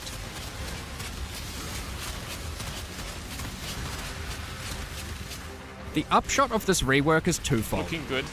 Firstly, there is now much more visceral feedback in the moment-to-moment gameplay of Abyss, with audio and visual cues drawing the player along. And most importantly, you'll never need to chase a meandering abyssal crack around a map ever again. No more backtracking. However, be on your guard. The abyssal minions of Kulamark have some different tricks up their sleeves in PoE 1, Shade and walkers. many employ entirely different skills to those of their PoE 2 counterparts. To be clear, there are still some aspects of the existing abyssal system that we will be keeping. Abyssal jewels and items with abyssal sockets will remain. In fact, we have given Abyss a similar treatment to what we did with Dell fossils in our last release, moving abyssal rewards out of other areas of the game to make Abyss the exclusive source of abyssal jewels and Stygian vices. That's a good change. This will also come with a complete refresh of Abyssal Scarabs and Atlas passive tree investment, with some truly dangerous and wild new ways to take on the lightless Not hordes. going to lie, juicing Abyss might be freaking Lastly cracked for this Abyss, league. but definitely not least, Abyss is bringing an entirely new endgame pinnacle boss, Oh. with its own set of brand new unique items. Ooh. This boss has a very unique way of accessing it. What does this eyeball do? Good luck figuring this one out. Let's move on to our next league being reworked. Thanks. Legion. Thanks, Mark. Every league should have distinct and interesting rewards that are exclusively available from that mechanic. This allows players to specialize seat, in yep. certain corners of the game, Looking rewarding good. those who engage with a given mechanic. There's gonna be ways to juice Legion is big next time. on our list to receive this treatment. Big freaking time. Despite having a unique combat mechanic, we felt Legion didn't have interesting exclusive rewards outside of Timeless Jewels. While incubators were technically exclusive to Legion, they effectively granted the same rewards that you could get elsewhere. So, what are we doing about it? Firstly, incubators are being removed. No longer will you have to remember to apply incubators to all your equipment every few maps. Instead, we will be adding a new type of reward exclusive to Legion, vestigial unique items. Ooh. Legion generals and maps will have a chance to drop a new type of currency item, enshrouding crystals. These can be used on your unique armors. You can then take the enshrouded item to the domain of timeless conflict, which might look a little bit different to what you remember. A giant crystal emerges from the center of the domain, and there appears to be some sort of entity trapped inside, potentially the reason that these armies are engaged in eternal conflict. At the base of the crystal are a number of smaller crystals. Clicking on one allows us to place our enshrouded item inside. As we then kill monsters in the domain of timeless conflict, our gloves within the crystal begin to transform. And once you have killed enough, the crystal becomes volatile and looks ready to fracture. I wonder what will come out. Our Shaper's Touch transformed into a Malagero's Virtuosity, but now the Malagero's Virtuosity has a trace of the original enshrouded item bestowed upon it Oh my in the lord! form of a vestigial implicit modifier. As you can see, Enshrouding crystals allow you to transfer powerful modifiers from one unique item onto another. Okay, dude. Here are some more examples of vestigial unique items. Helmets, boots, gloves, shields, and body armors. In addition to vestigial Holy items, smokes, we are dude. also making a number of small improvements to Legion. You no longer need to kill every last monster That to is begin the Legion freaking encounter. crazy, man. Breaking out all the key monsters, chests, and the majority You know what of the best monsters part about this? will be enough to start the This combat actually automatically. makes like No more low cheeky single value monster hiding in uniques the all of a corner, sudden they're preventing your freaking encounter valuable, from at least some starting. of them. That is Legion monsters drop crazy, fewer bro. splinters, but in larger stack sizes, And you need to get resulting lucky in to get fewer the right... clicks in each Wow. encounter. Unrelenting timeless emblems have been removed, with regular timeless emblems absorbing many of their effects, causing the domain of timeless conflict to become harder but more rewarding as you kill monsters. Legion farming is gonna be Your so reward so progress in the freaking valuable domain is now Holy tracked by smokes. charging up these small purple crystals, Crazy valuable. rather than flooding your screen with hundreds of people- reward icons. People will be doing reward's Legion still the literally same, from the just beginning not until obscuring your the screen end with of the league to get these freaking crazy unique Talismans items. were introduced back in 2015, but over the years they've been long neglected and Like lack so? a meaningful place or purpose. We are making a number of changes to bring talismans back to relevance. Oh, Firstly, talismans are now exclusive rewards from Bestiary. talismans. Every red beast has a chance to drop a talisman specific to that beast. Okay. For example, the Krashik Croaker can drop the Croaker Talisman. What makes these talismans special? Well, you'll notice a couple of changes compared to old talismans. Hey, it's not corrupted. Firstly, talismans no longer drop corrupted, making them far easier to craft once you find one. Secondly, the special modifiers on talismans are now enchantments, rather than implicits. This means they compete with blight anointments, allowing their effects to be significantly more powerful than before. Alright, I take it back. These Here are a freaking few crazy. more examples of new talismans. Action speed. Talisman unique items have all been improved, and now have a chance to drop from all bestiary bosses. Check out the new Eyes of the Great Wolf Talisman, which has some crazy possibilities. So that is everything covering the new and reworked League mechanics in 329. Now, that's already quite a lot of in-game content, with mercenaries returning, an upgraded Abyss, Alright, boys, Legion's I'm new excited. reward mechanic, and of course, won't be everything the seeing any Curse sun, of the All-Flame pretty League has to offer. But even with all of that, we're not done. Because what about the Atlas itself? Given Zana's actions to try and destroy it in the last two expansions. Zana's actions are causing the Atlas to become ever more destabilized. Strange locations have begun to manifest on the Atlas, many of which seem to be bleeding over from familiar places in Rayclast. Kerak has labeled these as anomalies. When you complete maps affected by a Voidstone, there is a chance that when you next open your Atlas, an anomaly may manifest. Like this one, the Mana Foyer. Like regular maps on the Atlas, you can select them at your map device, but unlike regular maps, these don't require an item to enter. It looks like this area is the abode of Cadero Perandus. Cadero is willing to offer valuable items in exchange for our gold.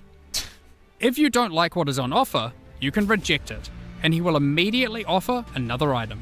Huh. The next offer will cost more gold, but hopefully is much more valuable to you. If you don't have enough gold for the offered item, don't worry. Cadero is happy to wait for you to replenish your coffers. You can return to the area at any time. The anomaly will not disappear from the Atlas until you either purchase an item or reject all his offers. Anomalies are unique in this regard. Unlike other locations on the like Atlas, Dex? these Heck areas can often be revisited. Let's quickly run through a few of the anomalies that can manifest. Reflecting Mists and the Nameless Seer no longer randomly spawn within maps, but instead now appear in their own anomaly areas. Scrying That's is not bad. no longer the domain of the Nameless Seer, but instead can be done through the new, tradable Scrying Orb. Some anomalies grant a taste of League mechanics Oh. you might not normally run, without having to be fully invested into them. That's a good change. For example, this anomaly creates a random fully revealed heist blueprint wing, with random rogue companions. This anomaly has a version of the Sacred Grove, where the plants have fully taken over. Oh, damn. This strongbox seems to have a strange mechanism. Atlas anomalies are unaffected by your Atlas skill tree, The and you Gamba can't blocks. augment them using any fragments. Therefore, they can be run at any time without feeling like they have to be saved for later to maximize the potential rewards. There are many more Atlas anomalies to discover for yourselves, each of them tied to a specific Atlas quadrant. It is therefore worth discovering which ones can spawn in each part of the Atlas, as it may influence what Atlas strategy you wish to pursue. So that is a heap of new challenges to encounter, from the League and the in-game. But you may be asking, what new tools do we have to face these challenges? In 3.29, we are giving a bit of love to spellcasters, specifically those that cast spells themselves. But first, let's address the elephant in the room that astute players may have noticed. Yes, I'm talking about those socket colors.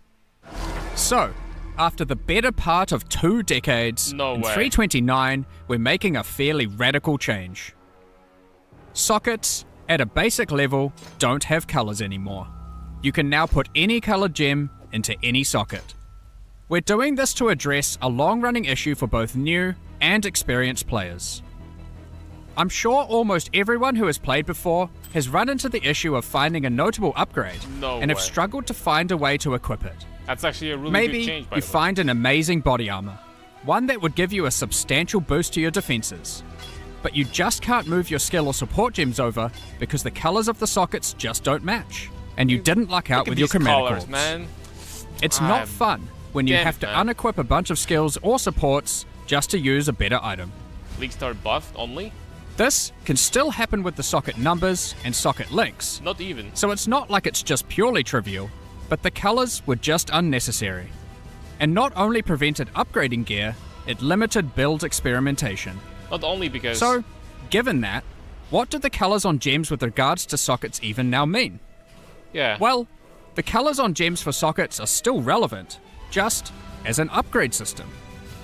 You Oh. can still find items with colored sockets, and you can craft them onto items. They are just rarer and more powerful. Most importantly, they don't restrict what can be socketed into them. So how are they more powerful?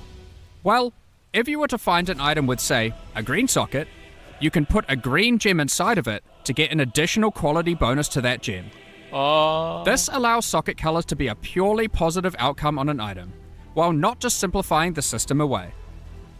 You can also still change the color of sockets on your items using a chromatic orb, which now guarantees at least one red, blue, or green socket. This change will make it easier for everyone to upgrade items and maintain their build, That's especially so while progressing. good, dude. Speaking of builds and gems, we wanted to make sure we improve some of those, specifically for spellcasters. Let's get into that. That's so good. Spellcasters have a large number of different skills to choose from, but often many skills play and scale in similar ways.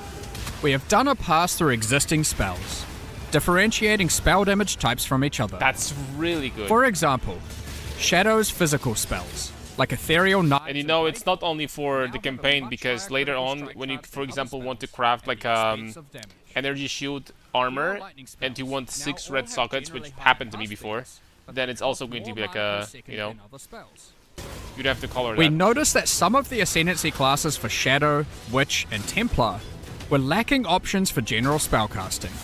So we've added a new notable to the Assassin, Uniques too, yeah. the Occultist, Oh. and the Inquisitor.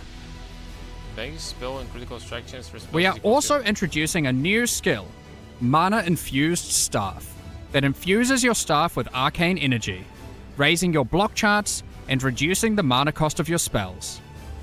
In addition, Damn. when you are hit by an enemy, you retaliate with a wave of arcane lightning, dealing damage based on your maximum mana. Damn. One of the struggles we noticed with certain self-cast archetypes was that they lacked a scaling option in the endgame. In 3.29, we're adding a special new set of exceptional skill gems called Pacts.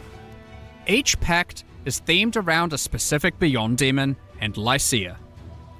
You can make a bargain with these demons to empower your spells, but at what cost, you may ask? Well, these spells don't have a typical cost, but instead cause the player to gain a special affliction debuff. Don't worry too much though, the rewards will be worth it. For example, Pact of Baydat causes many of your different spells to just cause a ruckus, while Pact of Gore is for dot builds. Using this pact will plague your enemies.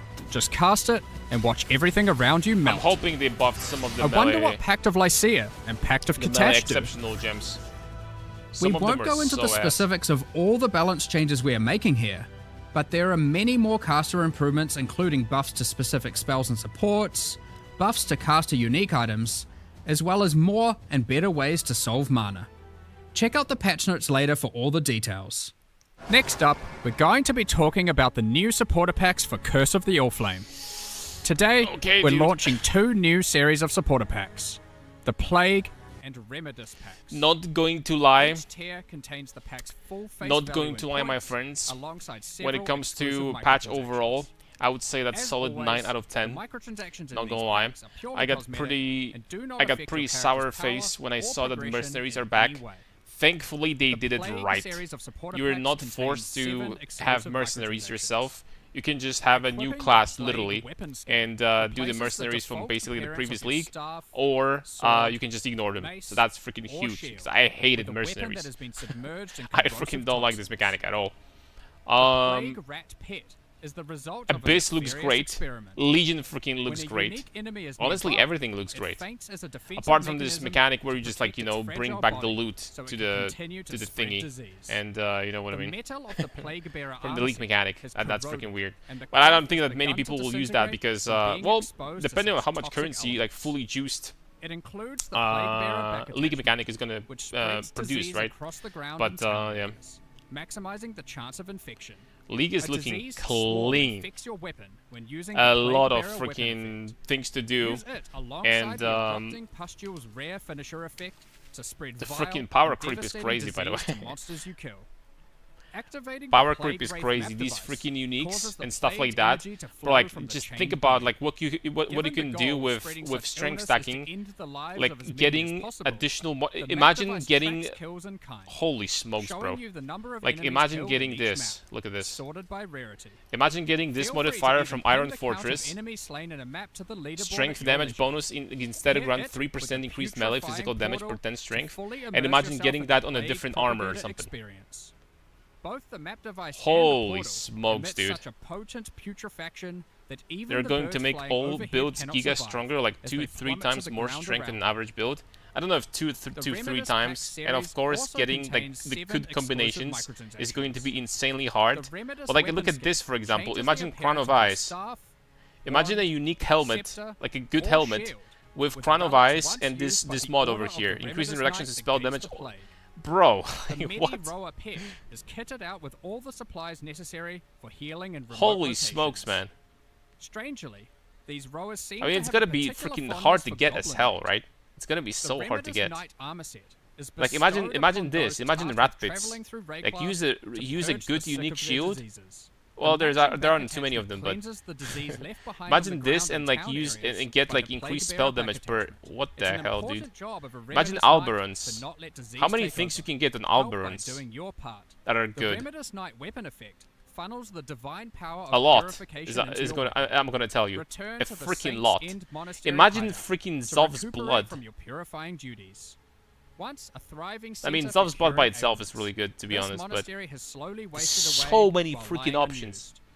If you're feeling I brave can't even like there's on even top a of my platform head to like dive into the think of what I purifying would waters want to below use. before Here's the washing thing, back I up at the do base of think the that hideout. you are forced to use another unique. Last, but not 100%. least, So it cannot be use like the a rare, Reservoir of right? Benediction Affinity stack So it's going to be to another store unique all of with your like one mod elixirs. from, for example, this stash unique, opens right? to your stash tab So with the getting the Flask correct Affinity set. combinations is going to be freaking Additionally, expensive as hell. all microtransactions from the Most supporter likely. packs are available But for I mean, use it's in not going to be Art of expensive Exile for us 2. because We're nobody looking plays forward to this. seeing which So of you choose to become the plague nobody and plays this, so spread we're good, disease boys. across We should be Rayclast, fine.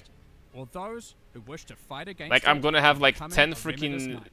10 you so 10 like much for your searches ongoing open like support. literally permanently. We're just gonna about just to like start type the something Q&A here. with Ziggy D. I'm gonna type Brutus, Afterwards, Brutus, we'll post the whatever. I'm full gonna patch type notes like for Iron Path of Exile, Fortress, Curse of the Allflame. Fortress, At 11 a.m. Iron New Zealand Fortress, time, boom, 4 p.m. Pacific. search, and boom, active With live release search. at the end of next week, That's how we're gonna our be playing community in team will be posting 3.29, crucial like 10 active information you need searches, for the like all the release. freaking, Keep an eye on the news. like all these bars here and beyond is gonna be active live search. I wonder if you can do that with weapons too. Did you guys see that? Hold on. I'm sure we have some more information, right? I don't think so.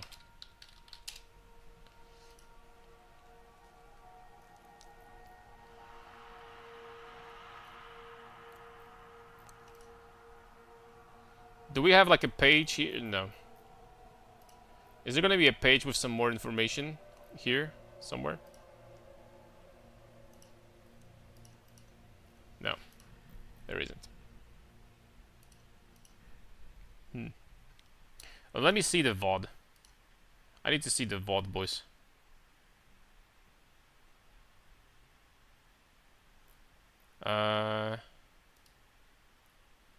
Videos.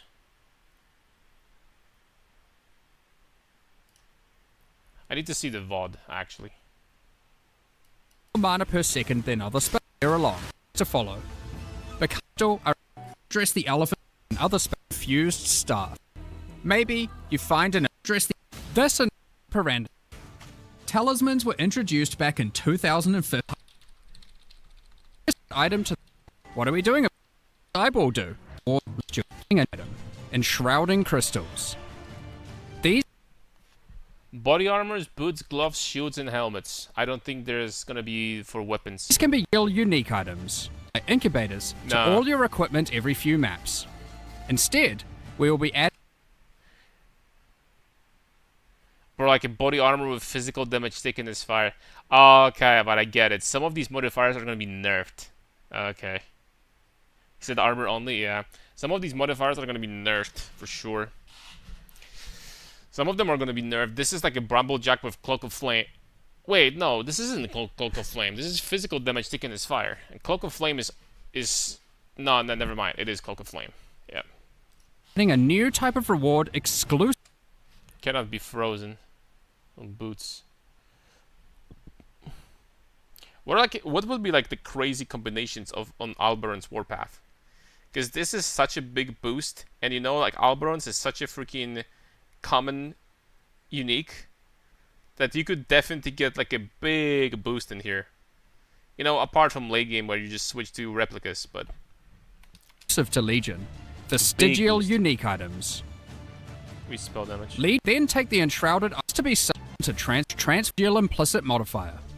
As you can see, enshrouding crystals allow you to transfer power. Here's the thing. What about boss uniques?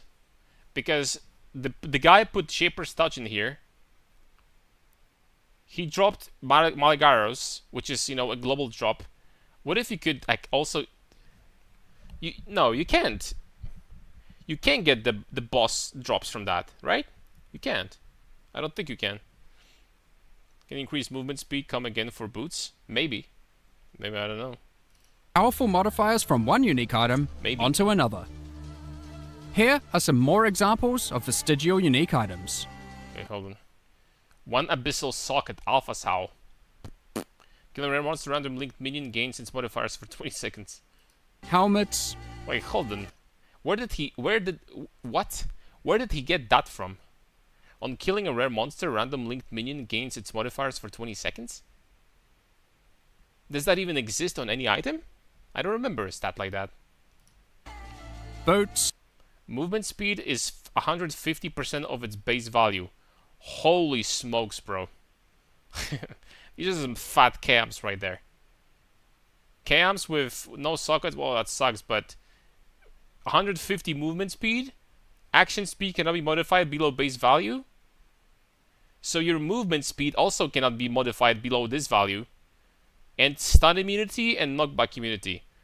The Hallowed Monarch? Okay, never mind, so there is. It's the name of the item? Okay. Level 30 Purity of Lightning skill. There's some big big ass freaking combos here, guys. Huge combos. I'm gonna tell you right now. Gloves. Bleeding enemies you kill explode. The bleeding, yeah. So major nerds. I wonder if you can get like a stat like this, like just 50 strength on your gloves, just like that. You know what I mean? 5 seconds on the Here helmets. are some more examples of vestigial unique items. Helmet. One abyssal socket. So this is from the abyssal uniques, right? Abyssal helmet unique, I think. Holy moly, man. Like, actually. It's nerfed from 60 seconds to 20 seconds. Yeah, some of them are going to be nerfed, and rightly so. Because this is... most of them are would be, like, just beyond overpowered. Right? Boots. Most of them would be so crazy. Gloves. I think that these cams Here are actually... are some I mean, look more at this. examples of vestigial unique items. Helmets. Look at these freaking cams, dude. These are insane boots. I know they kind of get nerfed because of socket. I mean, you could say they kind of get nerfed because sockets are like giga OP now, actually. You can get additional quality from sockets. But like, these are crazy cams, bro. Immunity to all slowing effects. Your movement speed is 150, so you're immune to slowing movement speed also. Immune to stunts and immune to knockback. You're just freaking immune to everything. You're just freaking moving like freaking Usain Bolt, bro. With Chaos, and you have 200 life as a bonus. And imagine like getting replica Alberons with this mod. Action speed cannot be modified to below base value. And not replica, I mean the regular ones. Holy moly. Boots. Gloves. People are going to be farming Legion so freaking much this league. Holy. Oh, level 20 Doriani's touch with phase breakers. What? That's freaking interesting. By the way, that's literally a build in itself. Using this with this, that's a build right there. Shields. Corrupted Soul. What is that even? Corrupted Soul. What is that even? Oh! 15 non-chaos damage taken bypasses energy shield. Gain 50% maximum life as extra maximum energy shield. Yeah, that's kind of freaking cool. I don't know why. Corrupted Soul and Lionize. And dude, like, what could you do with Aegis? Holy freaking Aegis, bro. Like, also, like, isn't that like a gigantic buff to armor stackers? Is armor stackers...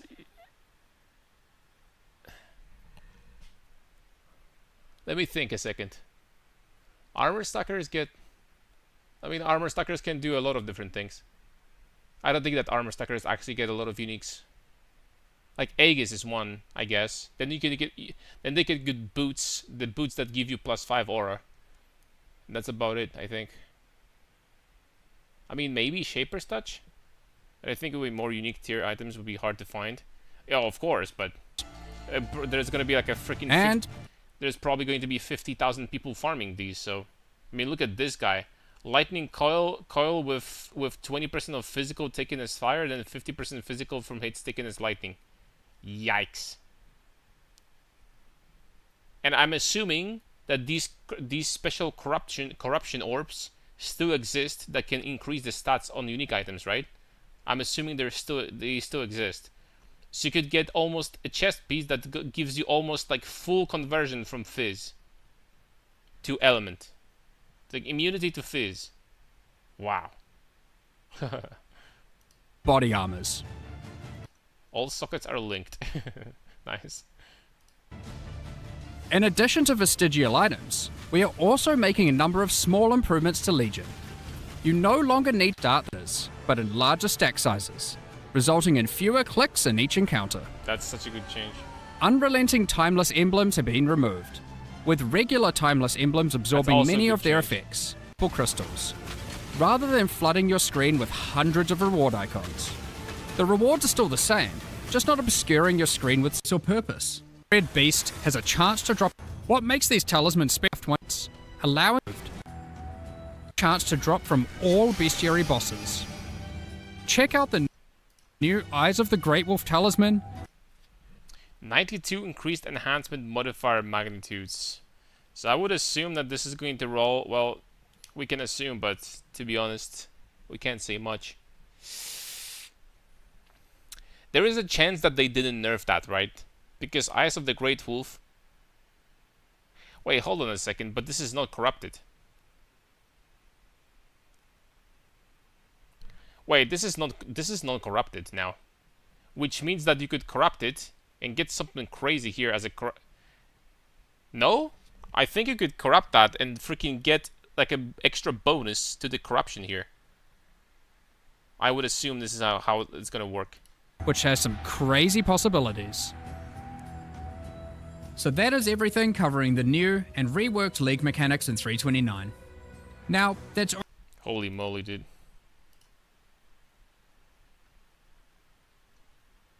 Crazy possibilities.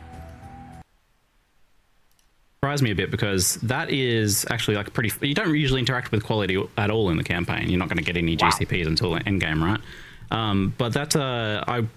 I was actually kind of looking at the quality on my gems and, you know, I was like, oh, this really benefits from that. I'm getting an extra spark on my spark while I'm leveling and, you know, so that felt like actually a pretty fun thing to engage with, and getting one socket color here and there felt like a meaningful thing, so. It worked out really nicely as an axis for still rewarding getting, you know, some of the correct colors. Yeah. Because quality innately is much more powerful on your active skill than it is your support gem. Yeah, so we have more information, it's boys. Kind of okay if you only have a few of the. Okay, so we have colors these shards. you That's put your fine. strongest skill in the you put your strongest gem. Modifier will be links, which is real your once active skill, sharded. into the color that it matches. And then it's nice to get the other colors correct, but you know, getting the other colors correct is like 5%. Plan your voyage. One color you really need Block correct, recovery quite grants easy to level do. 20 savage stomping, You know, potentially an armor extra projectile evasion, or 10% armor more damage or evasion, something maximum like that. cold yeah, every resistance, time a cold Chiron dropped, I was resistance. like, yeah, I was like, looking for a Well, good whatever base that to is, drop on boys. so that I could, Whatever drop that my is, spark right? Gem or something else in there. It has Who the knows? added bonus of there's I'm going to another rare belt of currency the that's trapper like, mind you know, modifier. it's not like a divine orb level ding when you drop Holy it, but smokes! it's nice Like the to see, you know, crafting you're is going to excited be see a so chromatic crazy element. this league. Yeah, it was kind of funny that like chromatic actually went from crazy, being man. like less valuable than, you know, jewelers and fusings to being So the there's most completely valuable new of those. modifiers Yeah, also. just to clarify, chromatics are Throw much up to one rarer additional now trap than and they dual were wielding. before. I won't say exactly how rare they are, but we've made changes to, like, for example, if you vendor a 6-socket item that has Holy. chromatic colors, you won't get 7 jeweler orbs. You'll Maximum get a lightning chromatic orb. res top of I flask. was Chance to wondering gain if a there was flask some sort of charge when you recipe. I deal thought you were critical gonna, like, keep strike. it secret or something. Oh, no, that's All the damage from existing critical strikes can chromatic apply recipe, light. that still works. Hold on. But it has higher Chance to priority gain than the the fast dual charge when you deal wielding. critical strike. All damage from critical strikes can apply lightning elements during effect. 50% reduced duration. The chromatic above the Because it's more jewelers. valuable Yes, now. I see, that makes sense. Did you guys have to mess with quality at all now that I mean, that's freaking insane. 30% is just going to be somewhat wildly This flask is available freaking insane, dude. now? Like, does that break anything? If No, anyone it thinks is, otherwise, just basically a freaking bit power you creepy, can give it a but try to I think prove the me wrong, only- but we have it's to not make gonna a happen. number of Because changes this to flask is existing freaking uniques insane, that dude. interact with This socket flask colors. on the I builds, think on the the only crit one that builds that are really not lightning, nerf was the Alice on Metal hit section. builds that are Instead not of running crit 80% quality hit to builds green that are socket not lightning, gems, it's now basically read as 80%. 50% But more If damage. you put a green socket gem in, it's 30%, which Because is you're what going to I be had applying before, shocks. 50% shocks And with this. that's my follow-up question is, there's That is uniques a that interact with crazy socket flask. colors. Are these sorts of things being updated? In particular, I was like, And you wondering, also get flask does charges when you anything crit. tab Rasa, or just kind of leave it, I imagine? I don't know. Holy smokes, man. Didn't need to change. This flask is Yeah, I mean, insane. kinda just works, doesn't it? Six-link still a Insane six-link, for yeah. damage, Six-link. actually. Yeah, what Skin of the Loyal And it gives you and maximum Lords, lightning they just resistance, generate with too. 6 coloured sockets. Yep. That's really, still really get the good. right colours, but Then we Yeah, have but, mercenaries, it's much that's easier to actually fine. use them now. Then we have this guy. Yeah, so we audited all of them. Some They of them showed all we of were these, like, by the way, this is so not a good it's unique, okay. we should buff it. So Pariah, for I, example, is I'm one not that is going now through that. much stronger than it used to be. Although mercenary, their minions deal Um, 8% more damage for each unique item they have yeah, equipped. there's subtle I mean, changes, we're but gonna be in back with general, the- design of the uniques didn't really need to change This at all, class like is literally fire going to be growth and for untouched the souls, those type of things. I just realized this makes like, for the a lightning favorite thing for penetration me is, chest, like, right? For the really Rianis. buying, like, a corrupted 6-link and finding the right colors for that. It might be a pretty sometimes crazy tricky, class. now, like, you can use any, right? 'Cause But you can I'm put really glad how blue they gem on a balanced green it. Like socket, you literally just don't made a get the new bonus. class just Yes, for the mercenaries. middle I of like it. early League is gonna be And far for more everyone else, they're Yeah. just like, Cool. you know, who cares? They're not Interesting. So mandatory. So that's huge. It inadvertently Abyss kind of makes reward. 6-links much more available. Okay, early what league, the it seems. heck is this? Like, something maybe Increased critical you wouldn't strike even really chance, think about with this, 50%. but Blizzard. Yeah, in a way, yeah. Has Alright, 6 cool. abyssal sockets, 11% increased attack speed Valves per did a thing searching with eye sockets, jewel. so I imagine that Increased critical changed, strike right? chance per hypnotic eye jewel. Well, Physical to damage per socket of clarify, murderous eye jewel. when And you do minions get a have. socket color, Okay. So, for example, if you're using like a strength base type, you still have when a socket Well, generates, it's still got. I a much wonder higher what the chance rolls to be a are red on socket this. compared to a blue or green socket. So Yeah. it still rolls socket But colors maybe based on the. this could be made attribute useful. Now, Like maybe. a Valor Like actually. does what it used to do before, Not where 100% when it's sure. generating socket colors, it can still reroll socket 6 colors. abyssal jewels. I But of think course, that instead takes of the shield running slot. So. White sockets, now it does the inverse and it grants a Then colored we have socket. chance to So gain that power colored charge on socket critical will strike. just be a random Holy smokes, I reroll. forgot It about won't this. care about the attribute requirements of the item. Dude, we So forgot we'll about get this, those colors or boys. something maybe. Interesting. I imagine the crafting bench probably That is changed. also strong.